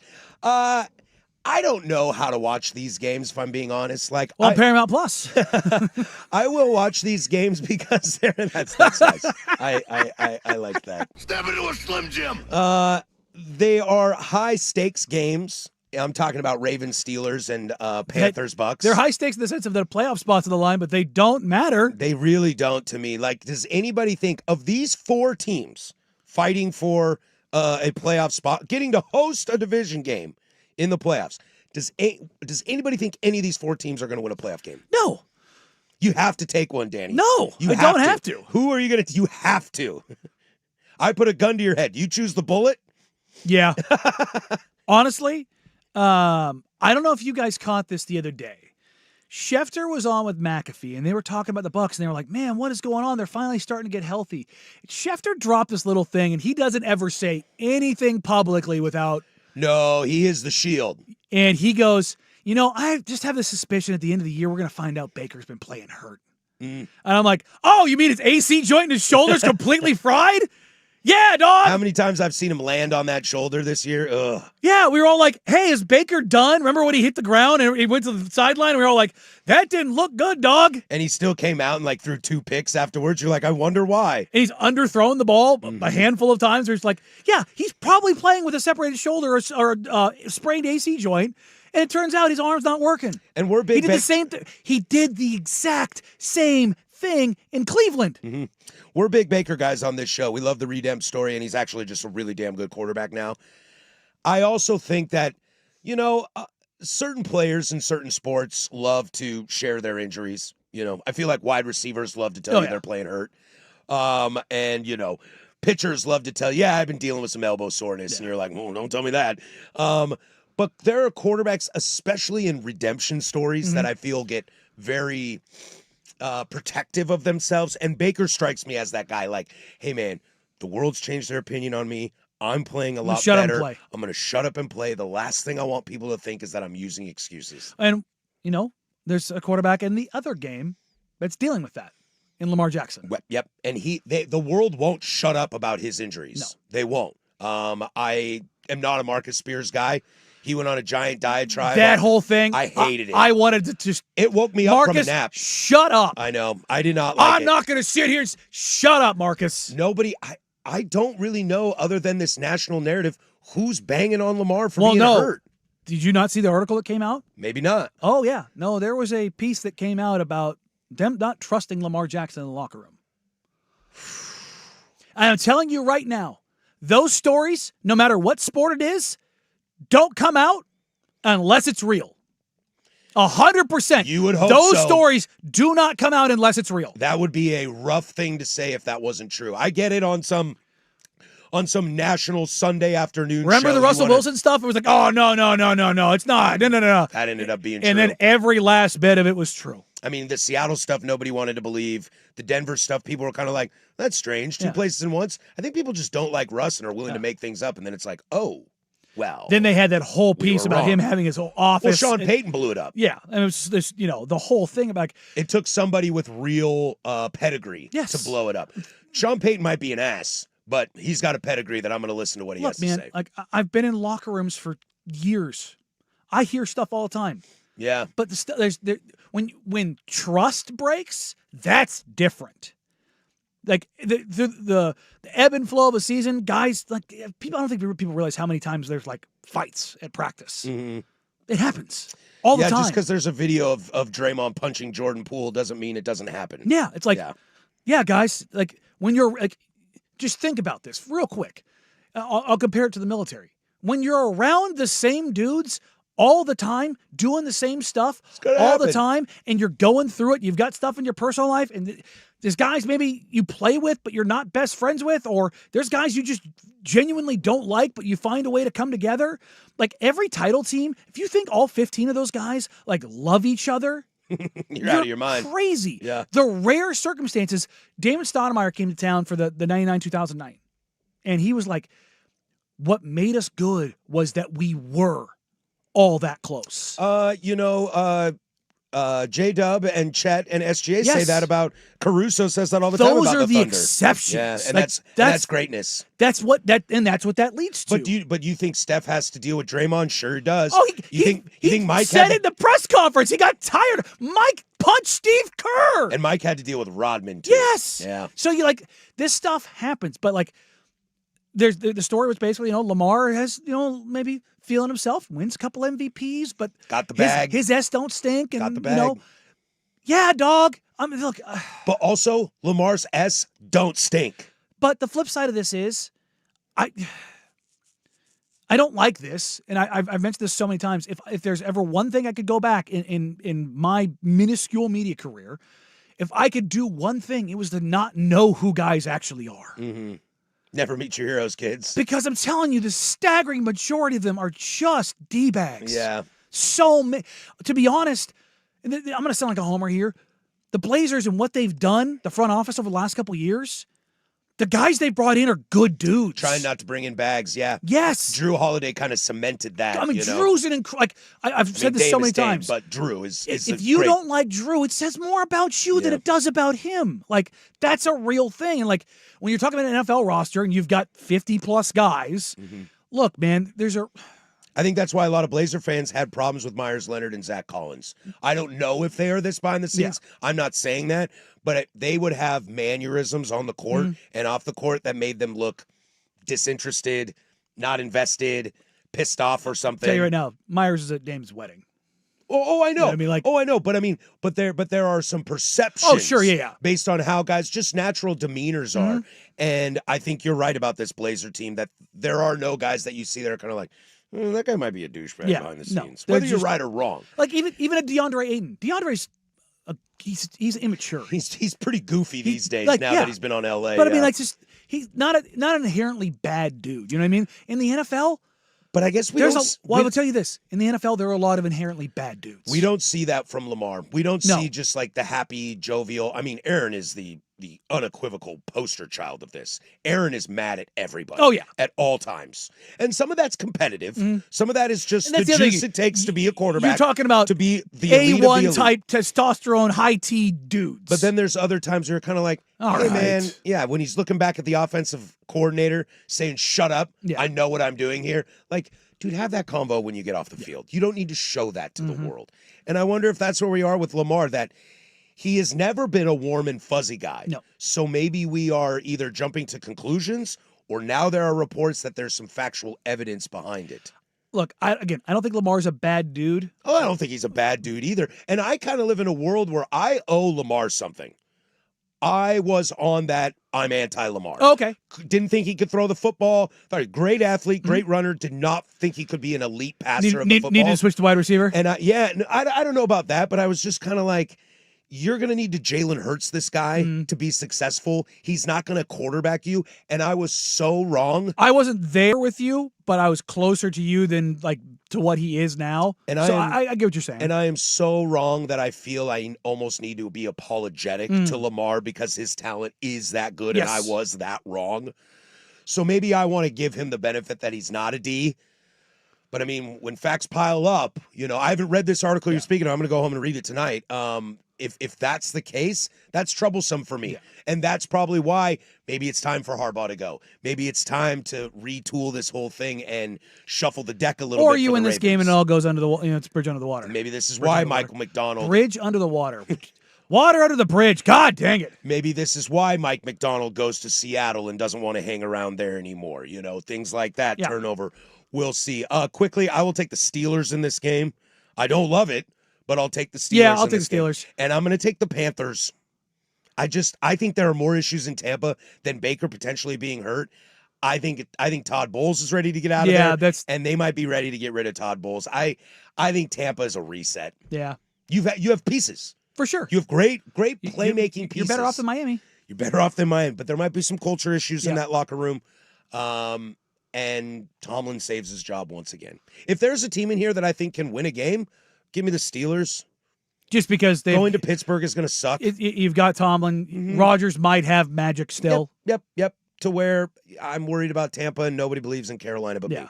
And the Ravens are just. And if Carolina gets the Rams, the Seahawks, or the Niners, bye. When we come back, let's get to the game of the NFL for the weekend. That's the Seahawks and the Niners for the number 1 seed for it all. Boy, if college football gave me a dandy, I can't wait for tomorrow.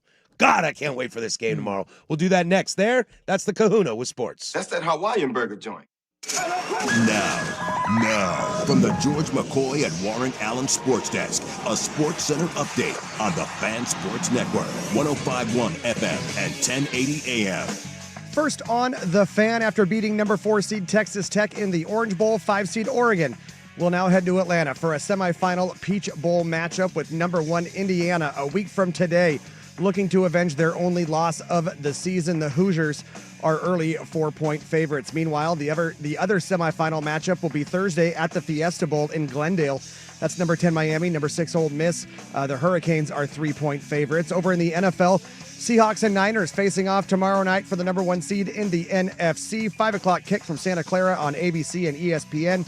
Coverage here on the Fan Sports Network starts at 3 o'clock. The Seahawks are 2.5-point favorites.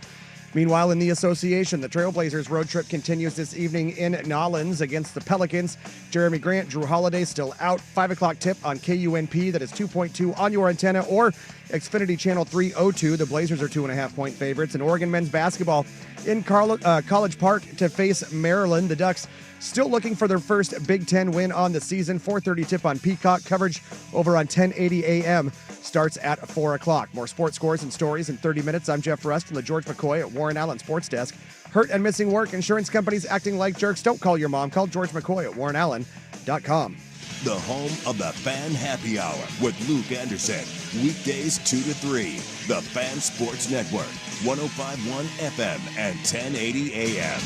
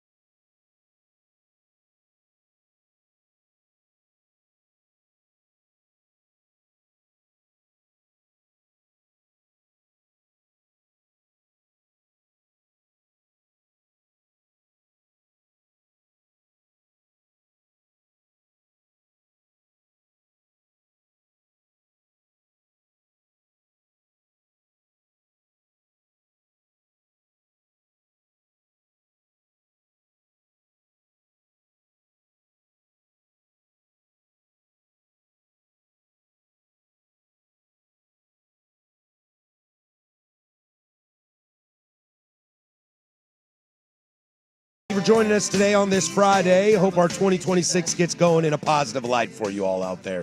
Congratulations to the Oregon Ducks. We'll get back to college football and the big nooner, but let's wrap up some of this NFL weekend.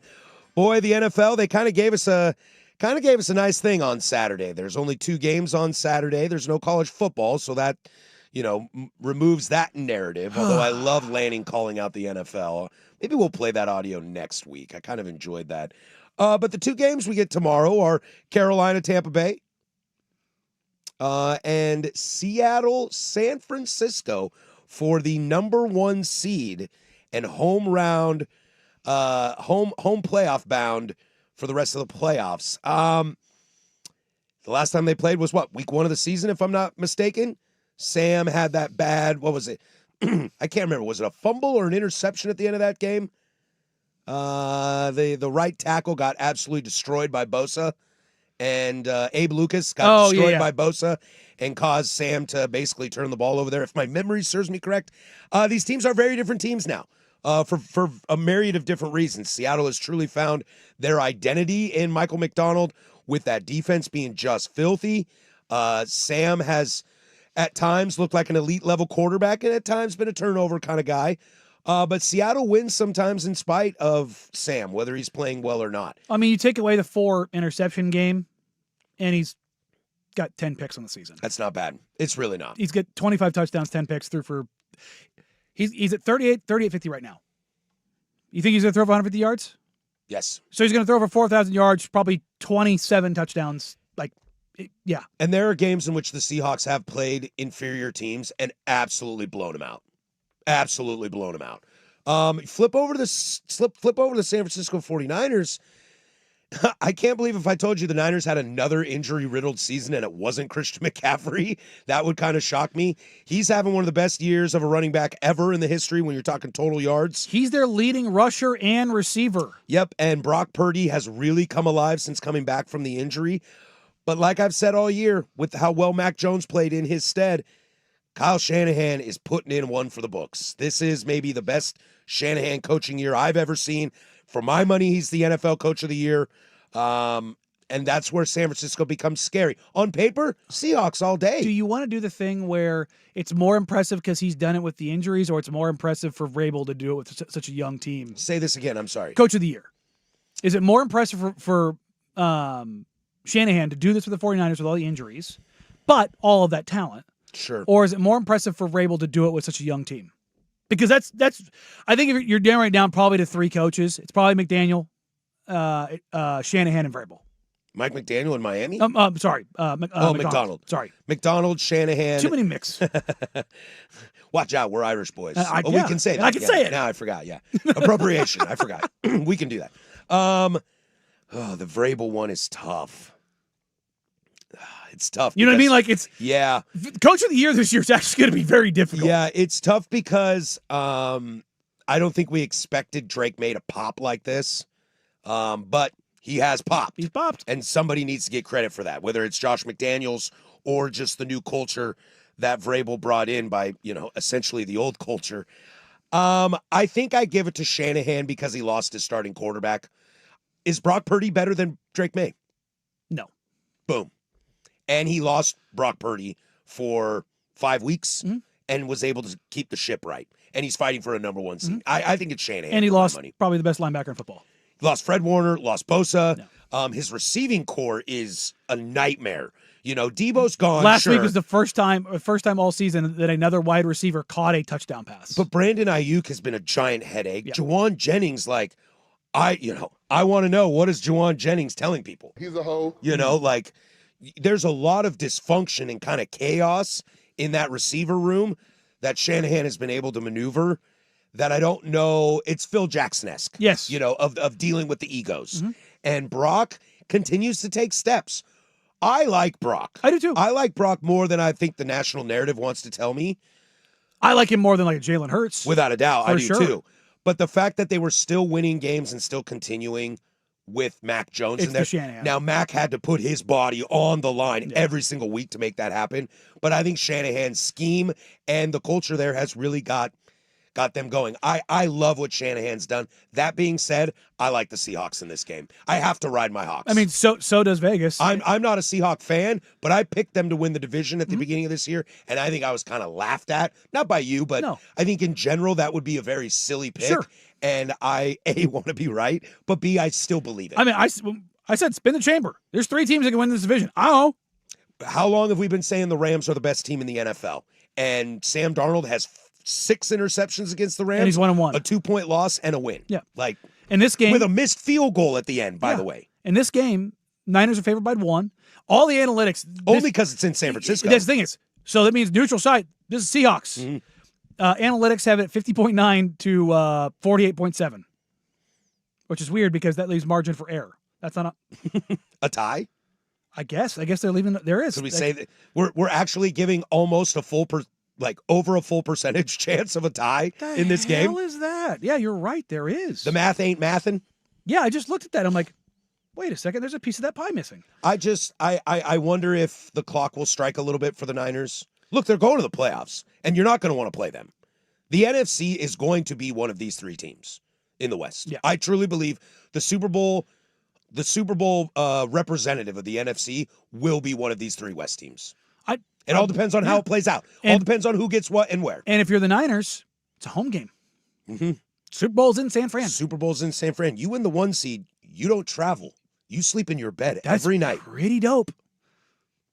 So if there's a reason, like that this is a standalone Saturday game. Thank you. I kind of wanted it to be the Sunday night game. Sure, but Yeah, if Steelers would have won last week, this would be the Sunday night game. But we'll take it. I think that Seahawks defense will come to play, and I think Sam's got a lot to prove, and I think he'll do it. He's got to. This is a ghost game. it's This is a exactly ghost game. that's literally what I was just going to call it. Can he do it? Can he do it? Because if he can, I don't want to say it's a make or break for the Seahawks in the postseason, but if Sam does it here with the pressure on, because he's just had so few pressure games in his career. He played for a dog-ass organizations, and now he's in this position where there's a lot on the line. Number 1 seed. Mm-hmm. You know, the road goes through you kind of a deal, right? And so if you have that and he goes out and performs, it's not just what it means for them, like actually, but it's more esoteric in the sense of like the confidence that the team has in him. Because I guarantee there's somebody in that locker room that if he goes out there and sees ghosts, he thinks Minnesota last year. Yep. He's got a teammate going, I don't know if this is the guy. I don't know, man. And this is probably a fault of my own in my own fandom and my own way of watching sports is I always want to believe that someone will flip the narrative from a negative to a positive. And I'll never root for someone to flip from a positive to a negative. No. Now that just could be Patrick Harris as a half glass full I'm kind with of you. guy. We love redemption stories, but also we didn't want to see Diego Pavia turn into a douchebag. No, and I don't want to see Sam throw 2 picks and No. lose this game. Now, I don't need the Niners Also, or need the Hawks to win. fight on. I'm not rooting for the Seahawks. I think they will win. They're not my team. No. I'm not anti-49ers. I am. But I kind of want to see Sam flip that script. Yeah, I do think he's a very good quarterback. I think we have to remember, especially going into the draft, He's a high pedigree quarterback, man. whether when we go into this draft, whether you're a Dante Moore fan, a Fernando Mendoza Mm-hmm. fan, a Ty Simpson fan, or even down the line to a Beck or or if you're like a me, Nussmeier. you're not a fan of any of them. Right. It's all about situation. Yep. And Sam was never going to succeed in New York. No. He was never going to succeed in Carolina. No. And KOC in Minnesota was like, this kid's good. Let me show you Let how me show good you he what is. it looks like when he's not running for his life. And McDonald and his staff has been able to do that in Seattle, and I want to see him pull And remember, it through. when Seattle brought him in, it was like, really? That's the move you're going to make, huh? And some cleanup duty here. I was wrong. Brock Purdy was out for 8 weeks. There you go. So that again, I'm gonna hammer on the Shanahan. Yeah. No, I again, love what he did. I'm with you. I'm just when you're looking at the Coach of the Year finalists, I think those are probably your guys. yeah, right? you're probably right. Yeah. Let me quickly go. Do you want to put McVay in there? Liam Cohen? Yeah. There's no shortage to choose from this year. Stefanski was running away with this for a while. If Shanahan wins this game, there might be some juju around the Niners. There might be some manifest destiny kind of stuff. It'd be funny if close. He's it'd be been funny if close a this lot. was the team that did it. Right? The least talented team Like, that did it. and banged up like this. Because again, this team was beat to hell last year. And somehow Fred Warner might be back in the playoffs. I'll believe that when I see it. Right there. But I also didn't believe that about Mike Evans. Yeah. No. All right, when we come back, let's get into Web Gems. We'll take a little break from football. This guy is right. But you, come on, baby. I don't know if it's you that needs to be saying that. That's Danny. I'm Patrick. 105.1 The Fan.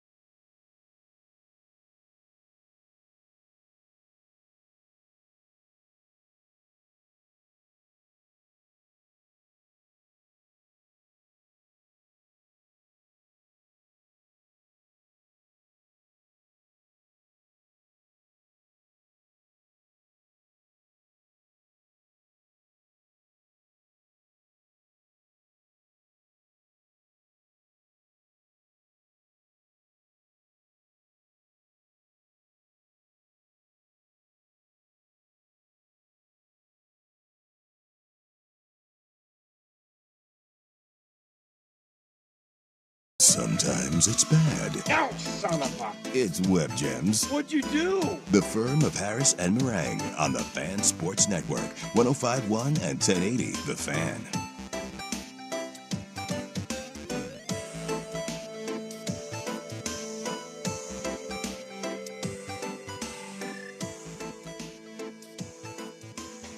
This is everybody's favorite Web Gems. My bad, talking to the brand man there. At least you beat the end of the music, man. little late to that, so I apologize. This is Web Gems. We do it every single day at 11:45. Sorry, Rusty. Coming up in the big nooner, we were right about this team, and we'll bury another team for funsies. We'll also get into the best performance of college football playoffs so far. Has to be this kid. All timer. An all-timer. We were talking about this before the show. I think this is the best performance in a college football playoff natty that I've seen since. Yeah. I'll fill in the blank there. And then we'll kind of talk about the playoff landscape from here going forward as we're into the Final Four. So a lot more college football to get to in the big nooner. But I wanted to take some time. Danny, you and I both love college basketball, correct? Indeed. We love college basketball. Sorry, the nose is not quite working. I was realizing, do I need to clear my nose before I talk right now? I'm still battling they told me as it starts to heal, you're going to have these moments where it feels like it doesn't work. Super fun. There's been a lot of chatter around college basketball these days, as there is a player from the G League who is trying to play college basketball because he has never played in the NBA. There are ideas of two-way players. First-round draft pick. Two-way players trying to go play in college basketball again.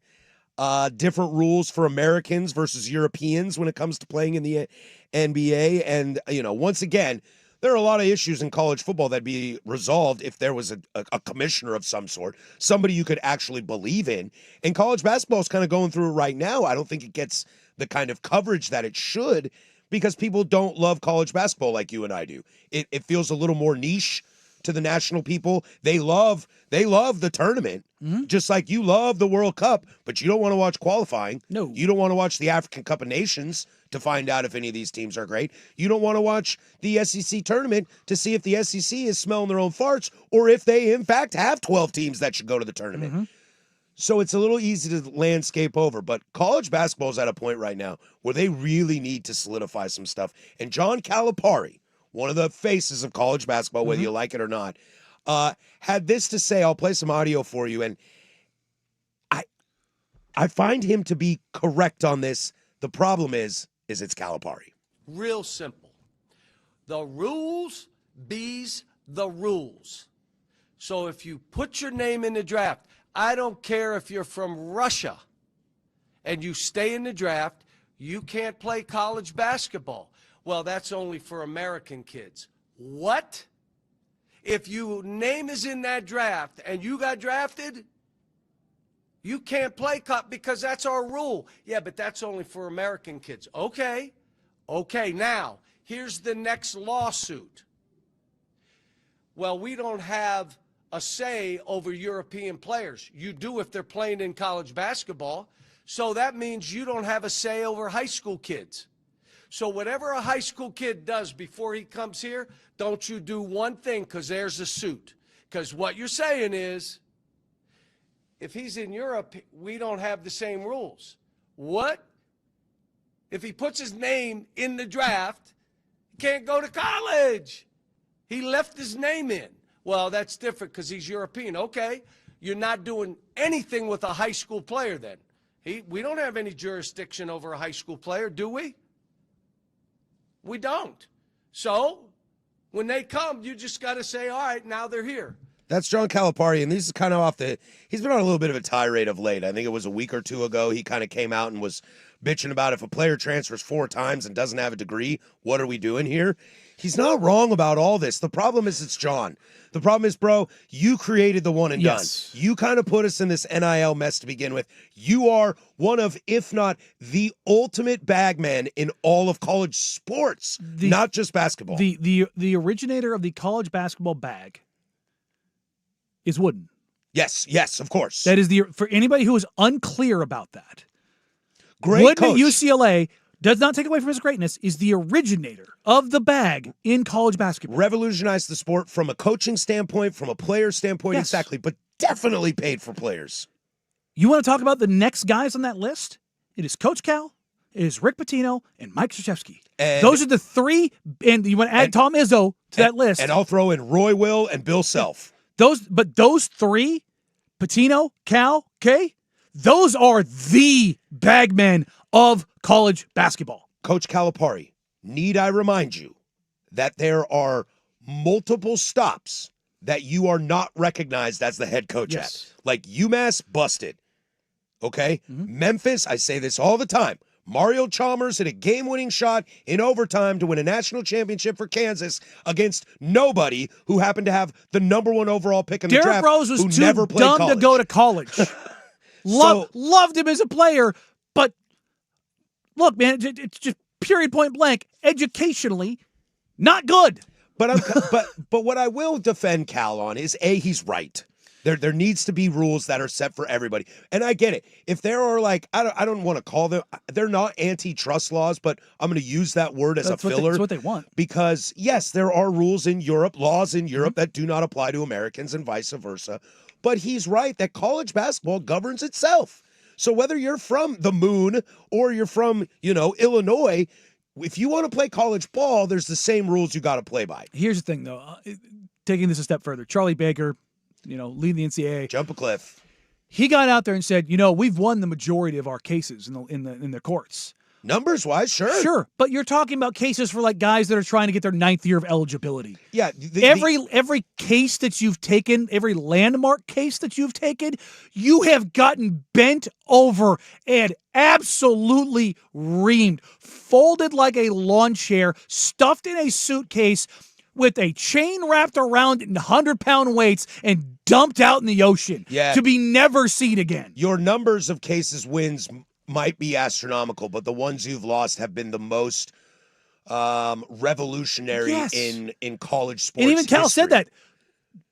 You go Okay, to the you next lost- lawsuit. You lost one case. That case opened the door to pay players. Yes. That's the biggest thing to happen in college sports since the birth of college We sports. shouldn't do it because we rest our case. Now, yeah. Now, I will say, Calipari and even Pitino to an extent, as they are aging and kind of in the twilights of their career, I think they are going out trying to fight for college basketball. They might have realized that their sins were a little irreparable damage. Remind me again, the two universities that they're at right now, have they been powers recently?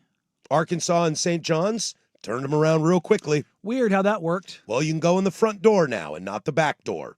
And those guys were always I was questioning whether Cal would do a good job at Arkansas. And I'm such an idiot for that. Never for a split second did I question whether or not Arkansas was going to be a good basketball Hey, program. Oregon State, is your program in basketball kind of a scary place right now with Wayne Tinkle? Yes, it is. It is a very scary place. That Elite Eight run was real cool. I'll tell you right now, if Coach Cal ended up at Oregon State next year, Oregon State would be in state tournament team. Like and that. in 3 years, you might be in a Final Four. Yes. Because Cal is just that good. And I feel like an idiot for ever thinking he wouldn't have done well at Arkansas. I like the idea that they are trying to help college ball on their way out. Because I'll tell you what, I like K a lot. And what Duke's done for college basketball is great. Having a villain, that rivalry with North Carolina, the amount of pros you put in who are now coaches, whether in the college level or the NCAA level or the NBA level, Coach K did a lot. But he stepped away from the game a little bit like Saban in the sense he knew of, it was coming. I know what's coming, and I don't know if I want to be a part But of he got this. his guy ready. He did. But K didn't Now he's still. For those that don't know, Coach K still has an office at Duke. But K didn't do anything on his way out to help college basketball. He helped Duke. He went out quietly, but he also went out because North Carolina stuffed him out. It feels a little like Pitino and Cal are trying to be redemption stories. There's a little bit of that and here's the thing. I love Cal and I love Pitino. And I've been more of a Pitino guy than a Cal guy because I am too. Sometimes Cal's coaching I question to where I've never questioned Pitino's coaching. Even- A jerk, but I've never questioned his coaching. No, and the thing is, like, people are like, oh, it's bad for college. Look, I'm a USC guy. Like, yeah, everybody broke the rules. We got caught. Sucks. Yep. And we got hammered harder than anybody other than SMU. What do I say in sports all the time? Everybody's cheating, just don't get caught. Astros. Yeah, there you go. But there's part of me, not even part of me, most of me is sitting here saying, you know what? You took advantage of players for 50 years, man. I'm tired of it. This is the ramifications. You are reaping what you sowed for a half century. The texter puts this best. This is like the computer hacker that gets hired by the FBI to help fix the problem they benefited Yes. from. Yes. Perfect. Spot on. It's what's his name? Catch me if you can. Frank Abagnale. Yep. Ended up working for the Treasury or not the Secret Service because he was better at it than anybody else. Yep. It's like, yeah, dog. Can't beat him, join him. But it's also Cal can't be the one whining. No, it can't come from Cal. That's the problem. But it has to come with somebody with tenure. And guess what? Everybody with tenure was successful. Why are they successful? Why? Because they manipulated the system. That's what happened. And maybe the only guy in college basketball that's a current head coach that it could come from that you would let skate by is maybe Izzo. No. I might. I mean, I know Izzo's just as dirty Yes. as they all are, but Izzo, I think, has More likable, likable. has a cleaner reputation Sure. than a lot of those. Bill Self can't be Bill Self. No. But the other problem is even if it were like a Mark Few at GU, okay? tell you the right problem now. is Mark Few's never won anything. Also, That's the problem. Not only that, Mark Few, not a well-liked guy. Oh, I'm aware of this.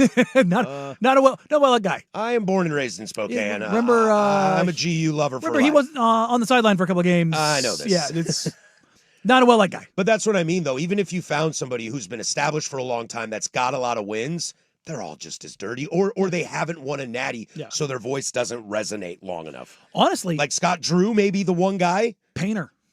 Matt Painter would be great, but never won anything. So it's like, easy for you to say you've never won anything. But what's his butt down at Florida? There's a lot of creepiness going around that guy. Golden? Yeah, Golden. Yeah, like, I don't know if I buy that. But even if it were, what's his name, who had George Mason and then took the Miami job? who just retired Oh, recently. yeah. Or God dang it. or what's his butt who was at Florida State. I'm clearly not in college basketball form right now. Those are guys that I would listen to, but they never won anything. So they just doesn't hang. The problem is the only guys that have won something that can speak out for it. They all manipulated it. They all manipulated it. And that's why we'll flip to college football right now. We'll have a new national championship coach. Ooh. For the first time in a long time. Well, I guess Day was new last year, but it didn't feel like it because of Ohio State. Let's get back into college football. We were right. We told you. We told you. We'll get to that next in the Big Nooner, 105.1 The Fan.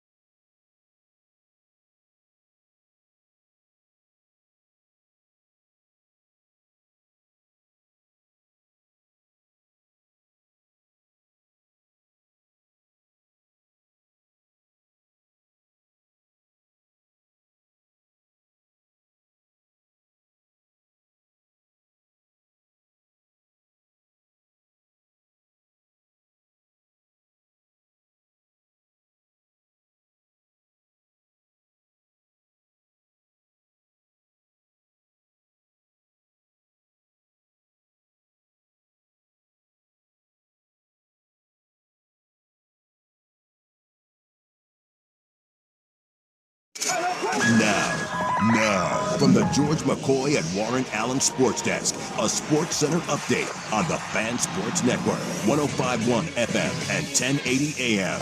Jeff Rust here with your Sports Center update. First on The Fan, after beating 4-seed Texas in the Orange Bowl, number 5-seed Oregon will now head to Atlanta for a semifinal Peach Bowl matchup with number 1 Indiana a week from today. They're looking to avenge their only loss of the season. The Hoosiers are early 4-point favorites. Meanwhile, the other semifinal matchup will be Thursday at the Fiesta Bowl in Glendale, Arizona.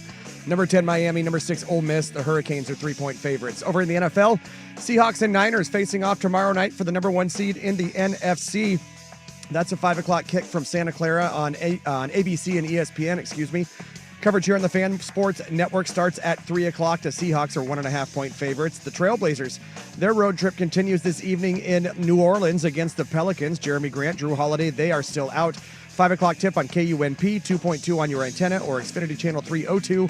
The Blazers are 2.5-point favorites. And Oregon men's basketball in College Park to face Maryland. The Ducks still looking for their first Big Ten win on the season. 4:30 tip on Peacock. Coverage over on 1080 AM starts at 4 o'clock. More sports scores and stories in 30 minutes. I'm Jeff Rust from the George McCoy at Warren Allen Sports Desk.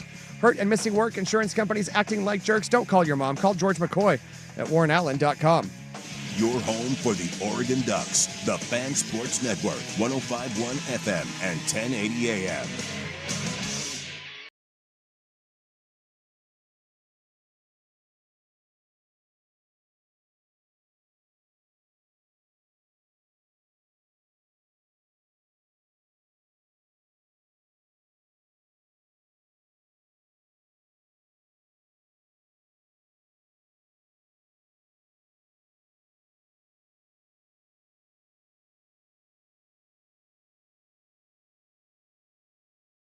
Go here, Portland Sports Leader. This is the firm of Harris and Meringue. Do this bad boy every single Monday through Friday from 10 to 1. We are excited to be at full force again here at the Fan. Monday will be full on back to normal. We'll have a little different bit of a week when it comes to Friday. But for the most part, you should get your boys Isaac and Suk today. And what do I always say? Coming up after us, we'll get to a bonus happy hour with Luke Anderson from 1 to 2. Then we'll get to his normal show from 2 to 3. And then, like I said, the Primetime Boys back in action today from all 3 to 7 to take you home, finishing up 13 hours of live local continuous regional sports talk radio.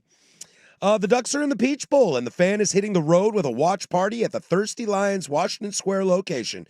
Dirt and Anthony Newman get things started with Ducks pregame, presented by Coors Light on location at noon. Join the Fan Friday, January 9th at the Thirsty Lions Washington Square location for the rematch of Oregon and Indiana in the college football playoff semifinals. That Friday, we will be 10 to noon, and we will bump an hour to give ourselves over to Dirt and Anthony Newman, who do such a great pregame job.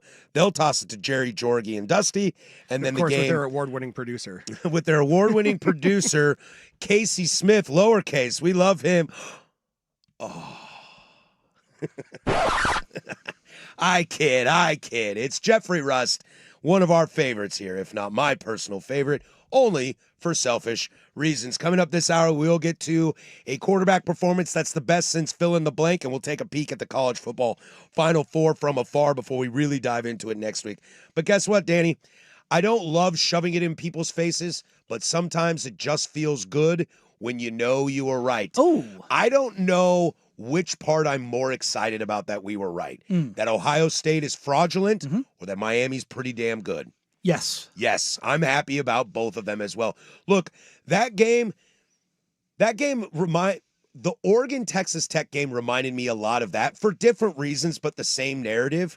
From the jump, Ohio State had no chance. No. I didn't think they had any chance from the jump. Now, before the game, I liked Miami in this game. I felt Ohio State was fraudulent. At the end of the first quarter, I'm going, yep, this is it. They are toast. They can't do anything about that. And that's how I felt about Texas Tech playing Oregon. It was apparent to me early. Can Oregon get enough points to win? Because I think they will no matter, because Tech can't do anything on offense. Ohio State, they flat out no-showed, and they flat out got beat. Julian Said, can I introduce you to Ruben Bain Jr. and Akeem Messidor? Yes, can I introduce you to real competition, friend? Because I know 13-10 in the Big Ten title game against Indiana, number one team in the nation.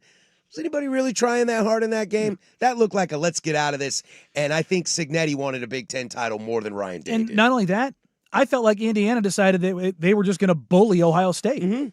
That's what that game felt like. And I wonder how much, that, I don't wonder, I know, but like in the hypothetical, I wonder how much of that was the blueprint for Mario. You think Mario watched that game and went, They ran the ball 37 times, so kind of like Sig with Alabama. He's looking at Alabama tape going, oh, God. Do I really need to watch this? We got this. And I wonder if Mario watched that Big Ten title game of Ohio State and went, oh, boy, we got this. Look, Sayin went for 287. A lot of that is mop-up duty. Yeah. A lot of that's backdoor.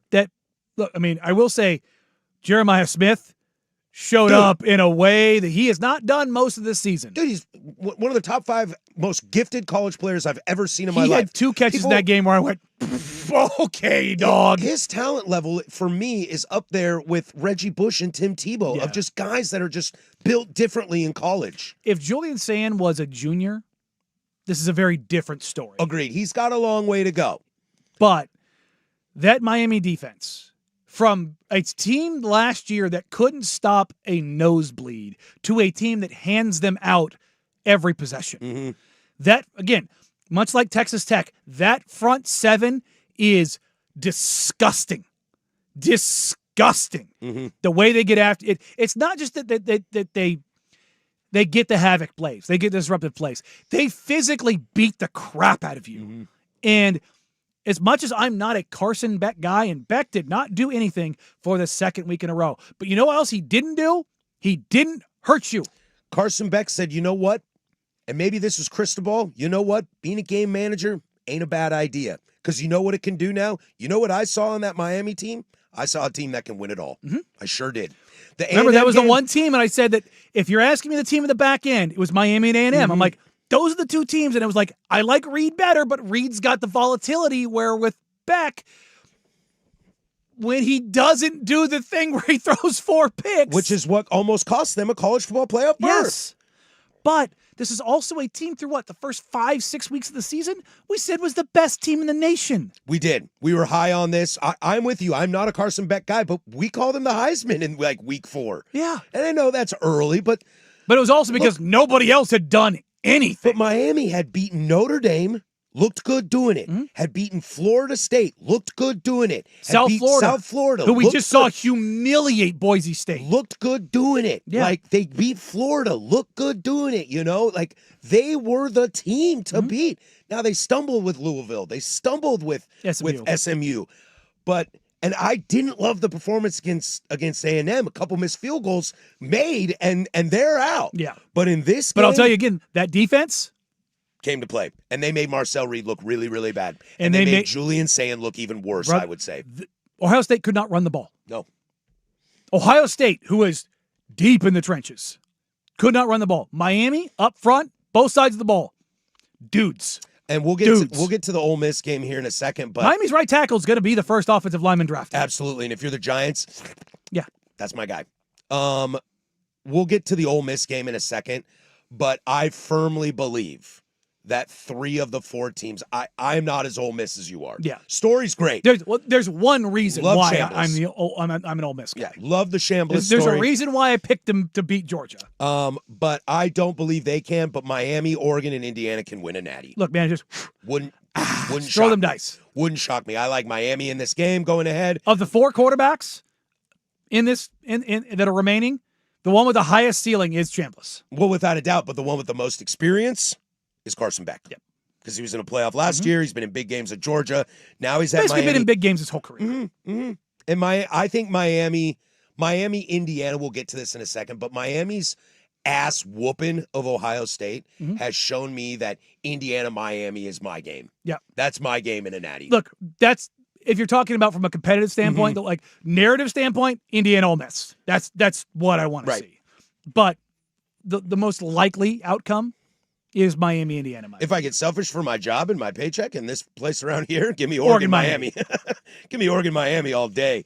I love this Miami team. If Carson Beck, we said this going into this game, that's why we liked, first of all, we liked Miami because we don't like Ohio State. It had less to do with Miami and more to do with us not believing in Ohio State. And that is not a recent thing. We have believed this literally since the first week of the season. No, it's the only thing. I listen to Sukanik, who I respect's opinion maybe more than anybody on this planet about college football.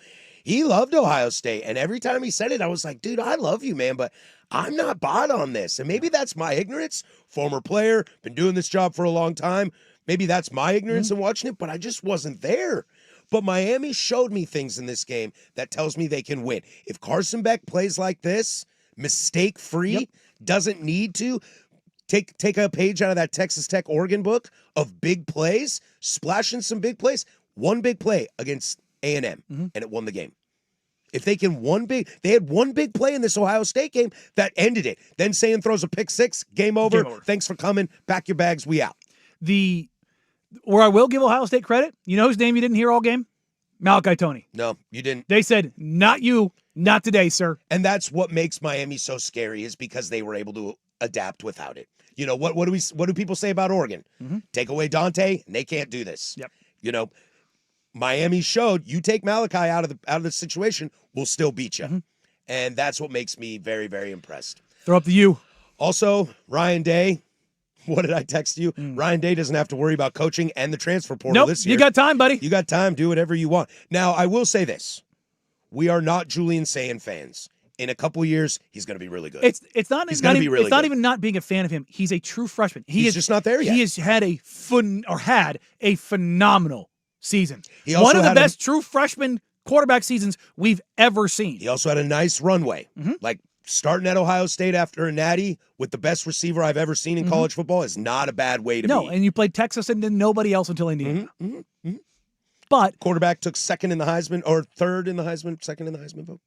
but Fourth, my bad. God, I'm an idiot. let's not forget, it also took him 5 weeks to kind of really get going. It really did. You had to wait till they got to like Minnesota and like, and oh, now he's putting up crooked numbers. It's Yeah. like, but yeah, next year, it wasn't like Drew Aller's slow start, but it was not a quick start. No, not at all. But next year and the year after, that dude's going to be a complete and utter monster. If Dante Moore comes back, Ohio State and Oregon will be favored.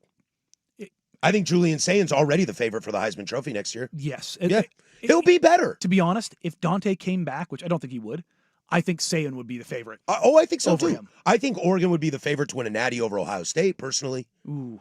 But I think Sayin would be the favorite for a Heisman. Yeah. Sayin's going to be good. It's just not your time. No. And I think Day, if you give some true serum, I think Day knows that. Yeah. And it's time to go back, retool. Your offensive line needs some work because you got dominated. Well, I don't know if it necessarily needs work as much as you went up against a, Some big- not an NFL front, but you went. Miami's got two day one, day two guys that are What does Dickie V say? They got PTPs. PTPers, baby. Primetime players. Ruben Bain. I've said this before as a Raiders fan. Number one overall pick. Who wants it? Come on up. Come on up. You picking 5, 6, 7? Come on we'll up. just slide Ruben right back. Bain. Yo, silver and black right alongside Max Crosby. From a bad quarterback performance to maybe one for the ages. Ole Miss defeats Georgia. Let's get into this game as well, how that happened.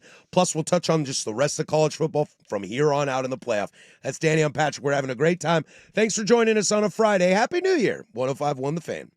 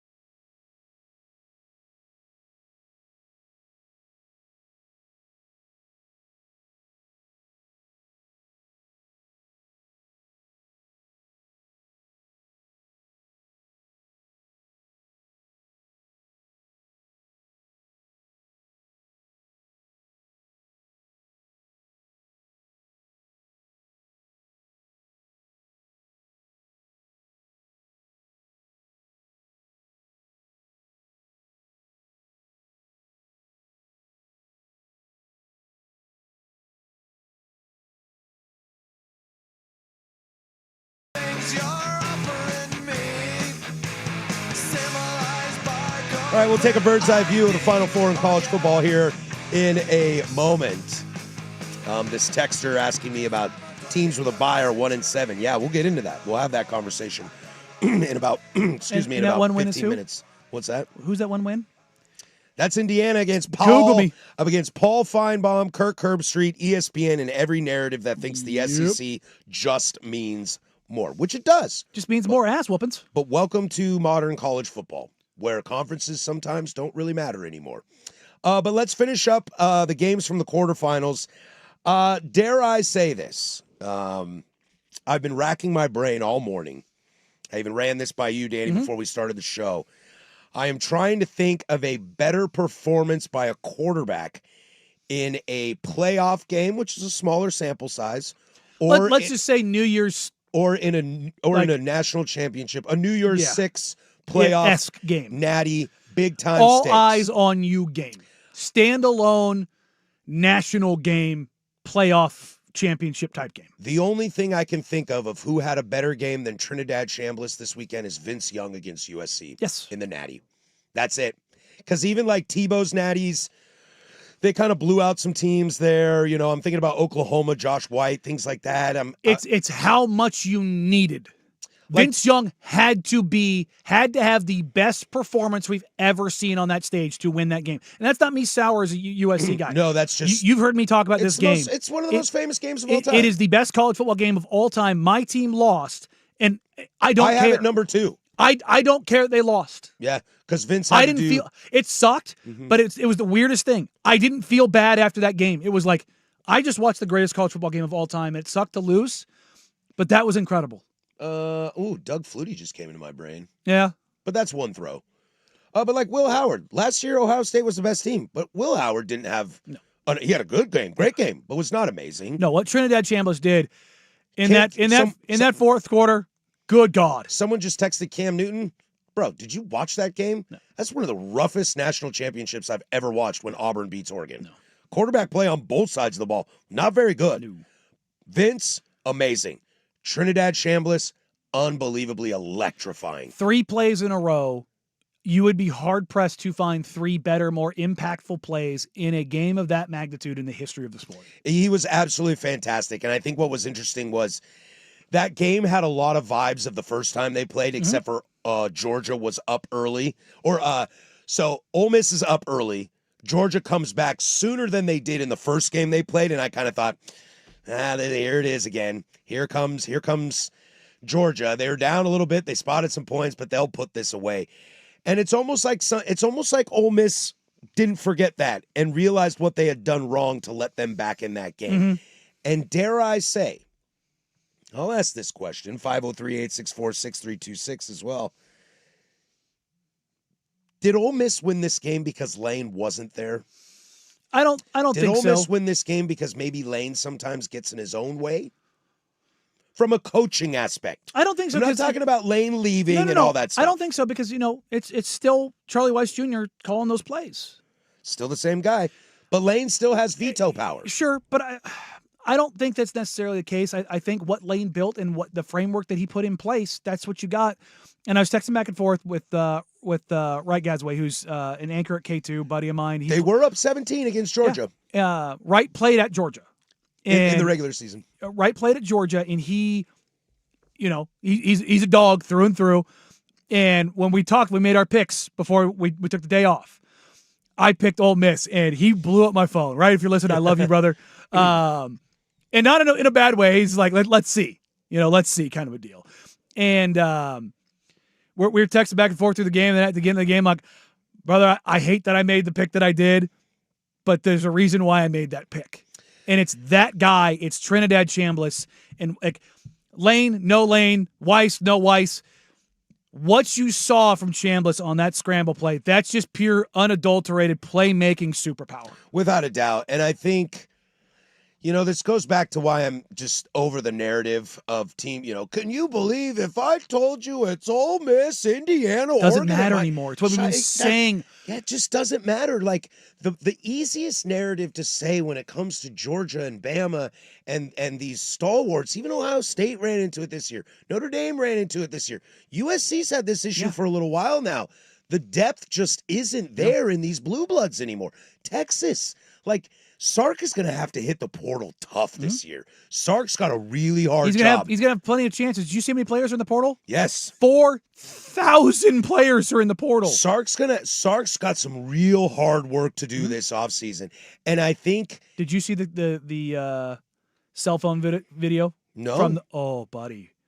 The scramble play from Arch? There is a fan. I saw the scramble play. No. There's a fan in the end zone who's filming that play, and as Arch runs into the end zone, he runs right up, face mask in this camera. It is a dope video. Oh, my guy Arch Manning, huh? Oh, it's Heisman Trophy Arch Manning. I think it's a random fan who has a field pass kind of a deal, and people replying in the comments of the video on social media of do not sell that footage. Do not if you do, make sure you get all the money for it. But I know it's a random squirrel moment, but it was just such a cool thing just kind of to have that kind of play. But you're right, as far as what teams need to do and how they need to operate and all these things. Dusty and I were at Pac-12 Media Days when the Pac-12 fell apart, and we kind of saw where things were going. And then a couple years later, we were talking about how different college football was and could teams just come out of nowhere. We had the Arizona States. We had, Boise State's not out of nowhere, but SMU is out of nowhere. Mm-hmm. All of a sudden, it was this is good. This is what we wanted. We got upsets. We're getting opportunities. You've got Ole Miss, Indiana, Miami. Mm-hmm. And those teams haven't been there. Miami has, decades ago. Right. And Georgia and Alabama and Ohio State, they'll still be in these games. But guess they'll what? Still make the playoffs. They went home and their message boards, look, shout out College Football Geniuses on Twitter. They had the way they were killing. Kirby's got to go. Bobo's got to go. DeBoer was never the right fit. Yeah, it's you idiots don't understand what college football is now. You got so used to the same four teams, Alabama, Georgia, Ohio State, Clemson. You got so used to those four teams for the last decade. LSU sneaking in. But you got used to those teams being the teams, and guess what? That's not it anymore. Nope, it's just not. It's just not. And look, Kirby's gonna win another natty. Yes. Day's gonna win another natty. DeBoer should at some point still compete for natties, but the path is just not going to be as easy. And Ole Miss showed you that. Sometimes you just got a guy who's a gamer. Three dudes: Trinidad Chambliss, Kawan Lacey. Kawan Lacey. Look, he would be getting the flowers if it wasn't for Chambliss. Bailing. Kawan Lacey's playing with it was a separated shoulder. Mm-hmm.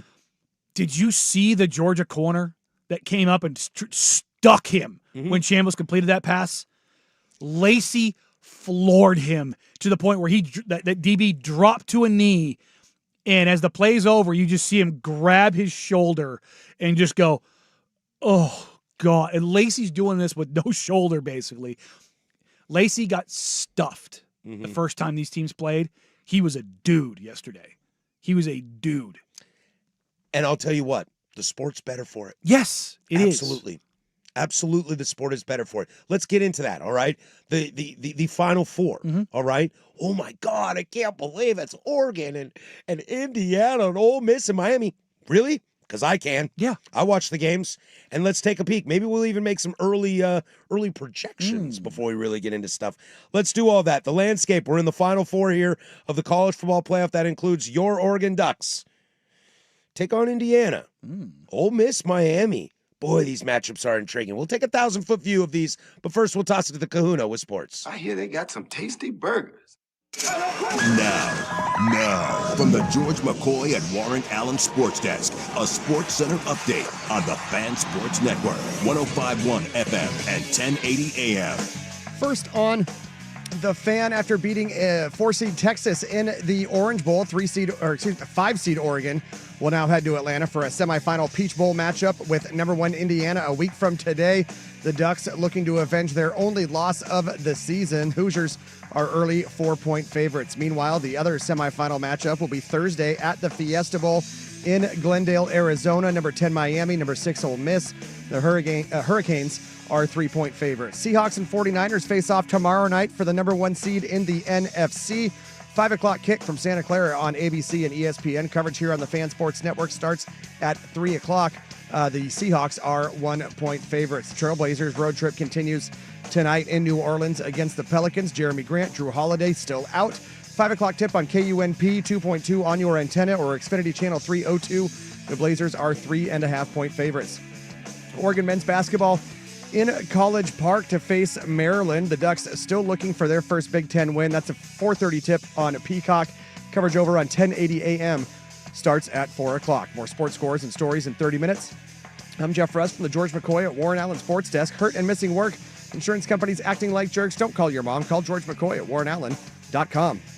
Recruiting with Andrew Nemec, Thursday evenings at 7 after Isaac and Souk on the Fan Sports Network, 105.1 FM and 1080 AM.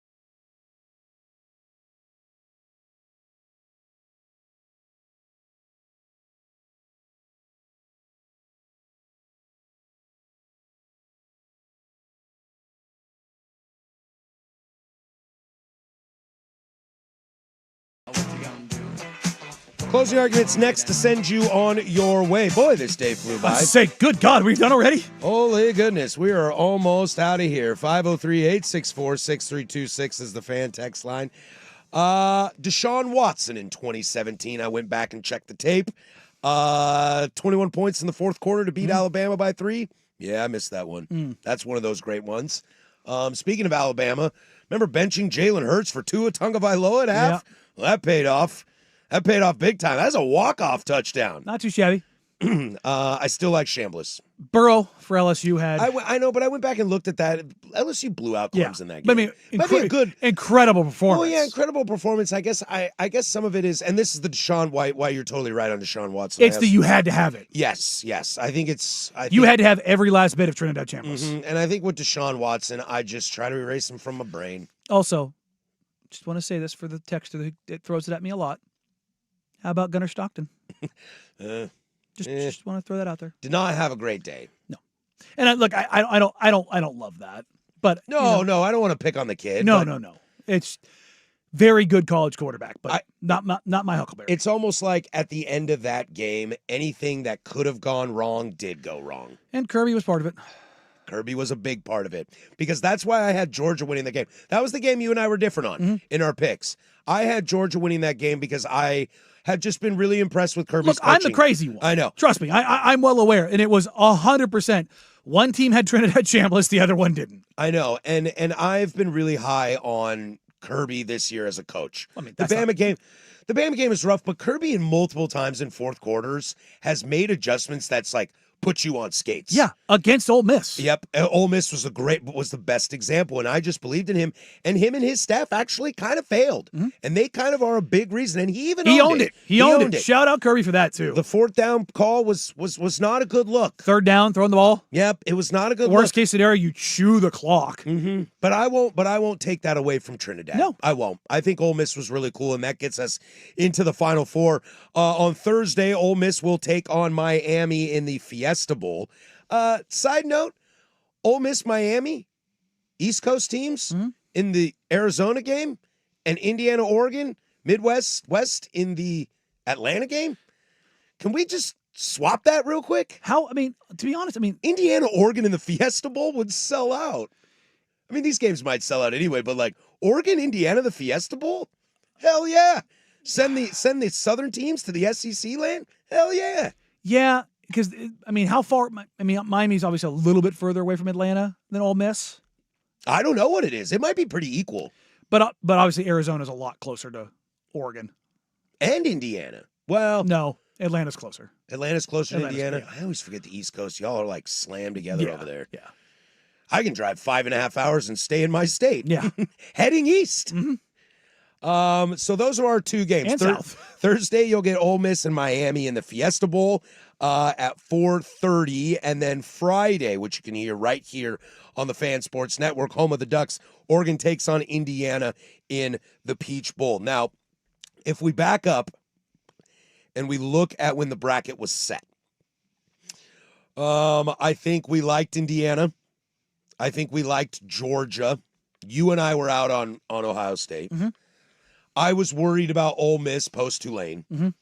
I kind of liked Oregon, Texas Tech. You like Tech, but not by a ton. No, I thought Tech would be enough. Be a close game. Yeah. Be a close game on that. And then that's easily the one that of all of the games that I have gotten most wrong. And we get to the quarterfinals, and we were right about all of them, except for I took Georgia over Ole Miss, which could have happened. You know, Georgia had their chance and gave that away. We sit here in the Final Four of Oregon, Indiana, Ole Miss, and Miami. You mentioned this when we were doing show prep. You go back to when we asked this. What did you ask this? 6 weeks ago, maybe? Yeah, 6-7 weeks ago. And you kind of said, how many teams do you think can win a natty? And we got to what? Seven teams? All four of these are teams we thought. Some we like more than others. Yep.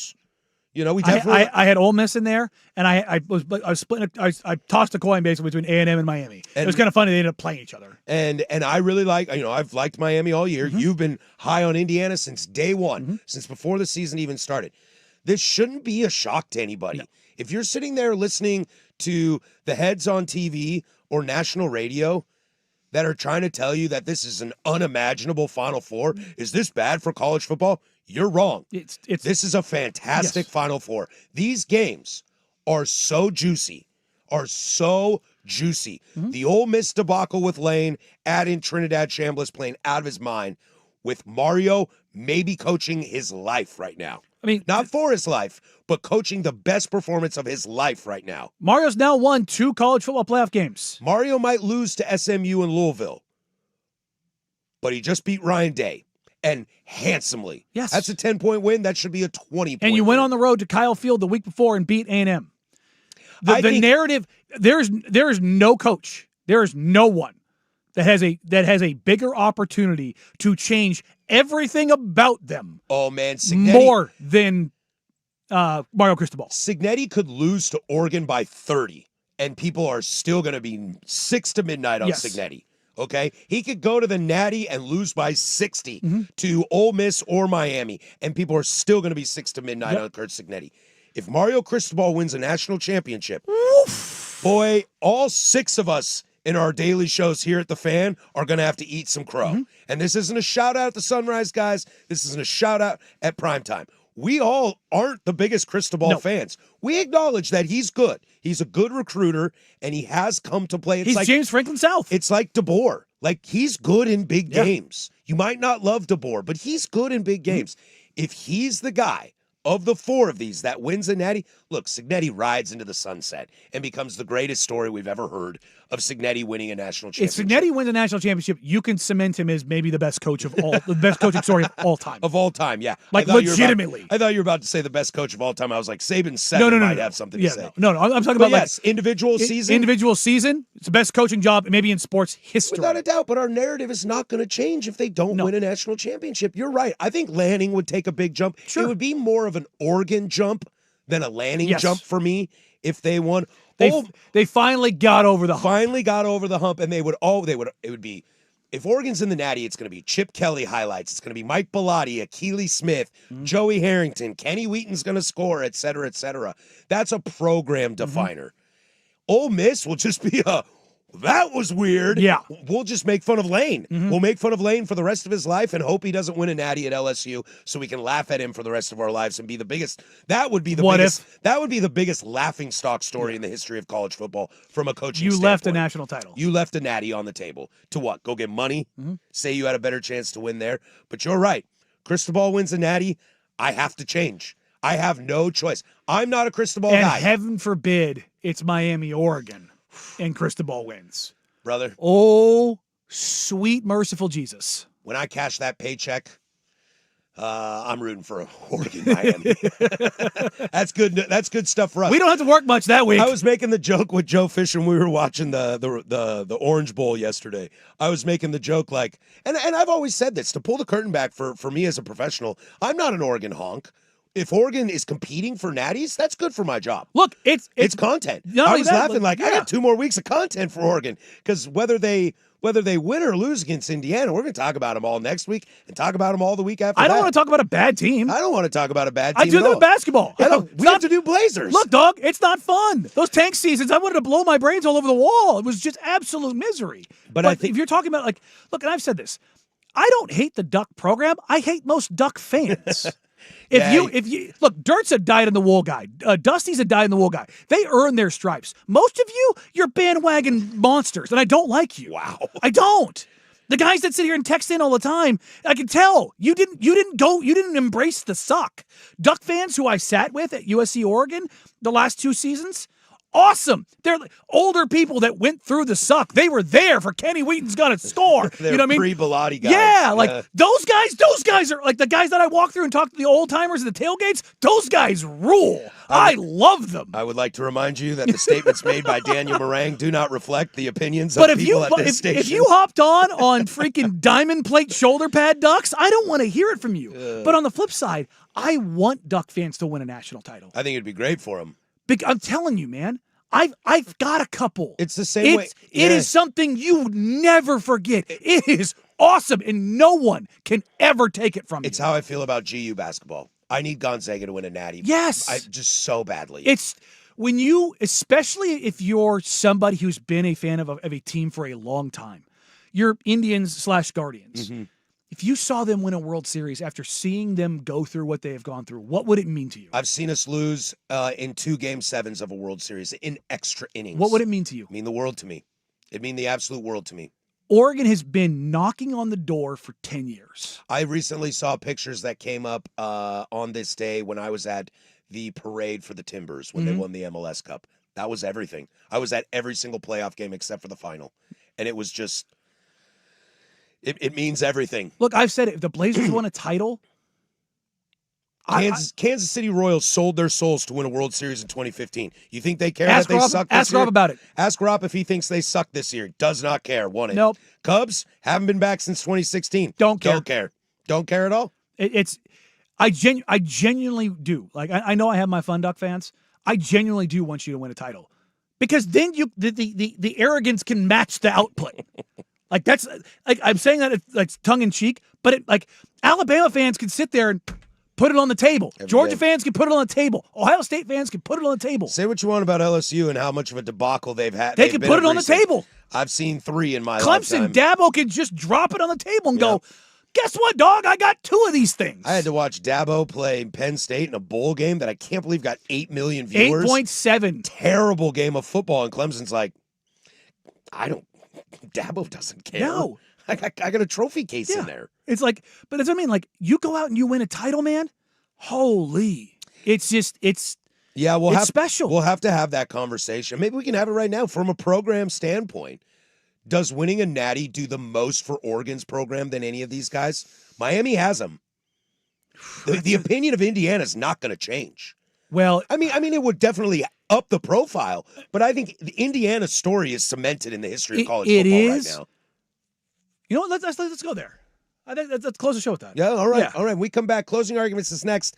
The team that would benefit the brand, not the coaches, not the players, the teams that would benefit the brand the most from winning a national championship. We'll end it right there on Portland Sports Leader 105.1 FM and 1080 AM.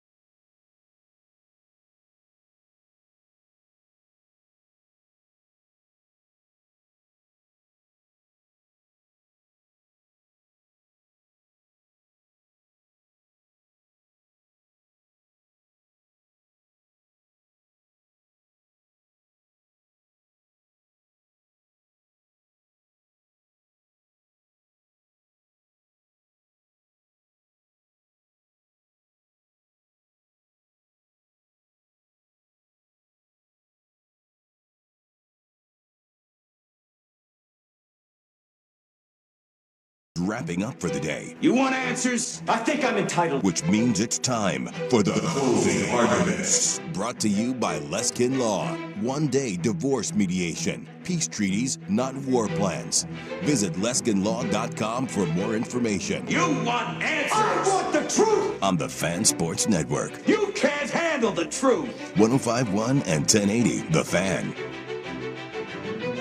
All right, that's going to do it for us. Closing arguments brought to you by Leskin Law. Visit LeskinLaw.com for more information. We'll take the weekend off. We'll come back on Monday. We'll chat about some NFL playoff situation. We'll start diving into Ducks, Indiana, part 2.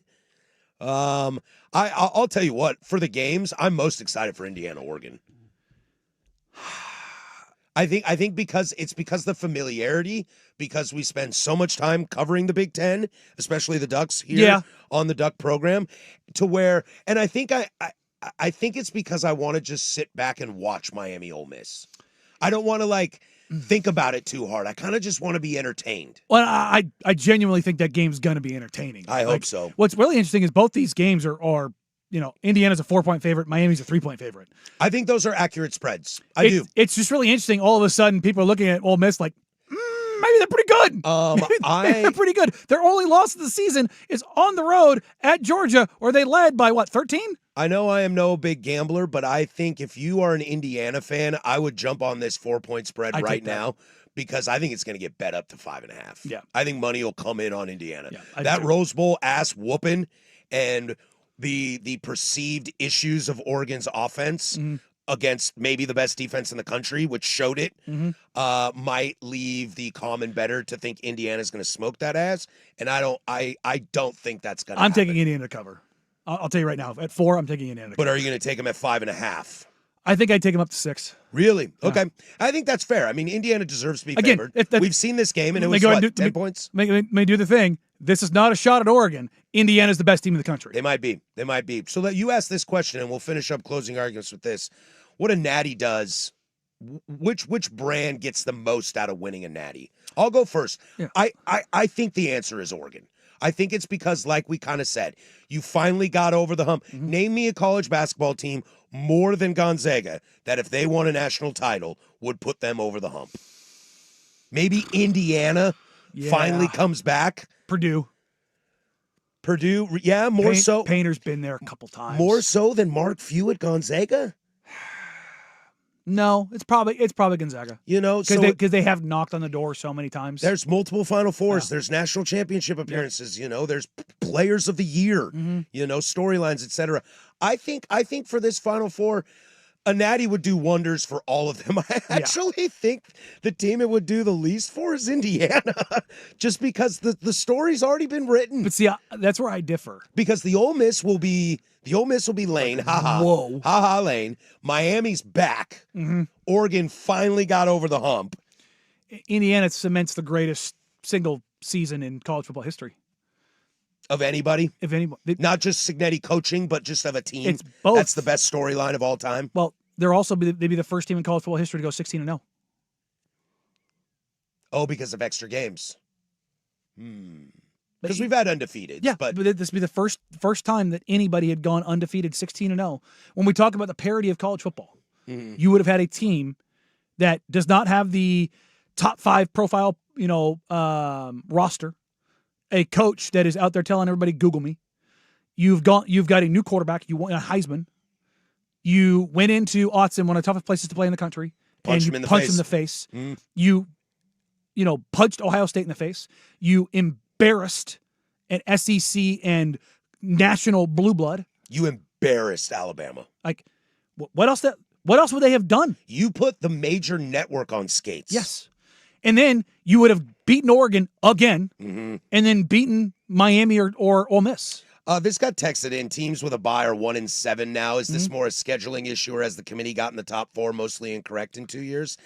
I don't know the answer to that. Answer is yes. I think the answer is a little bit yes, but don't be shocked that the one team with a bye that won is this Indiana team.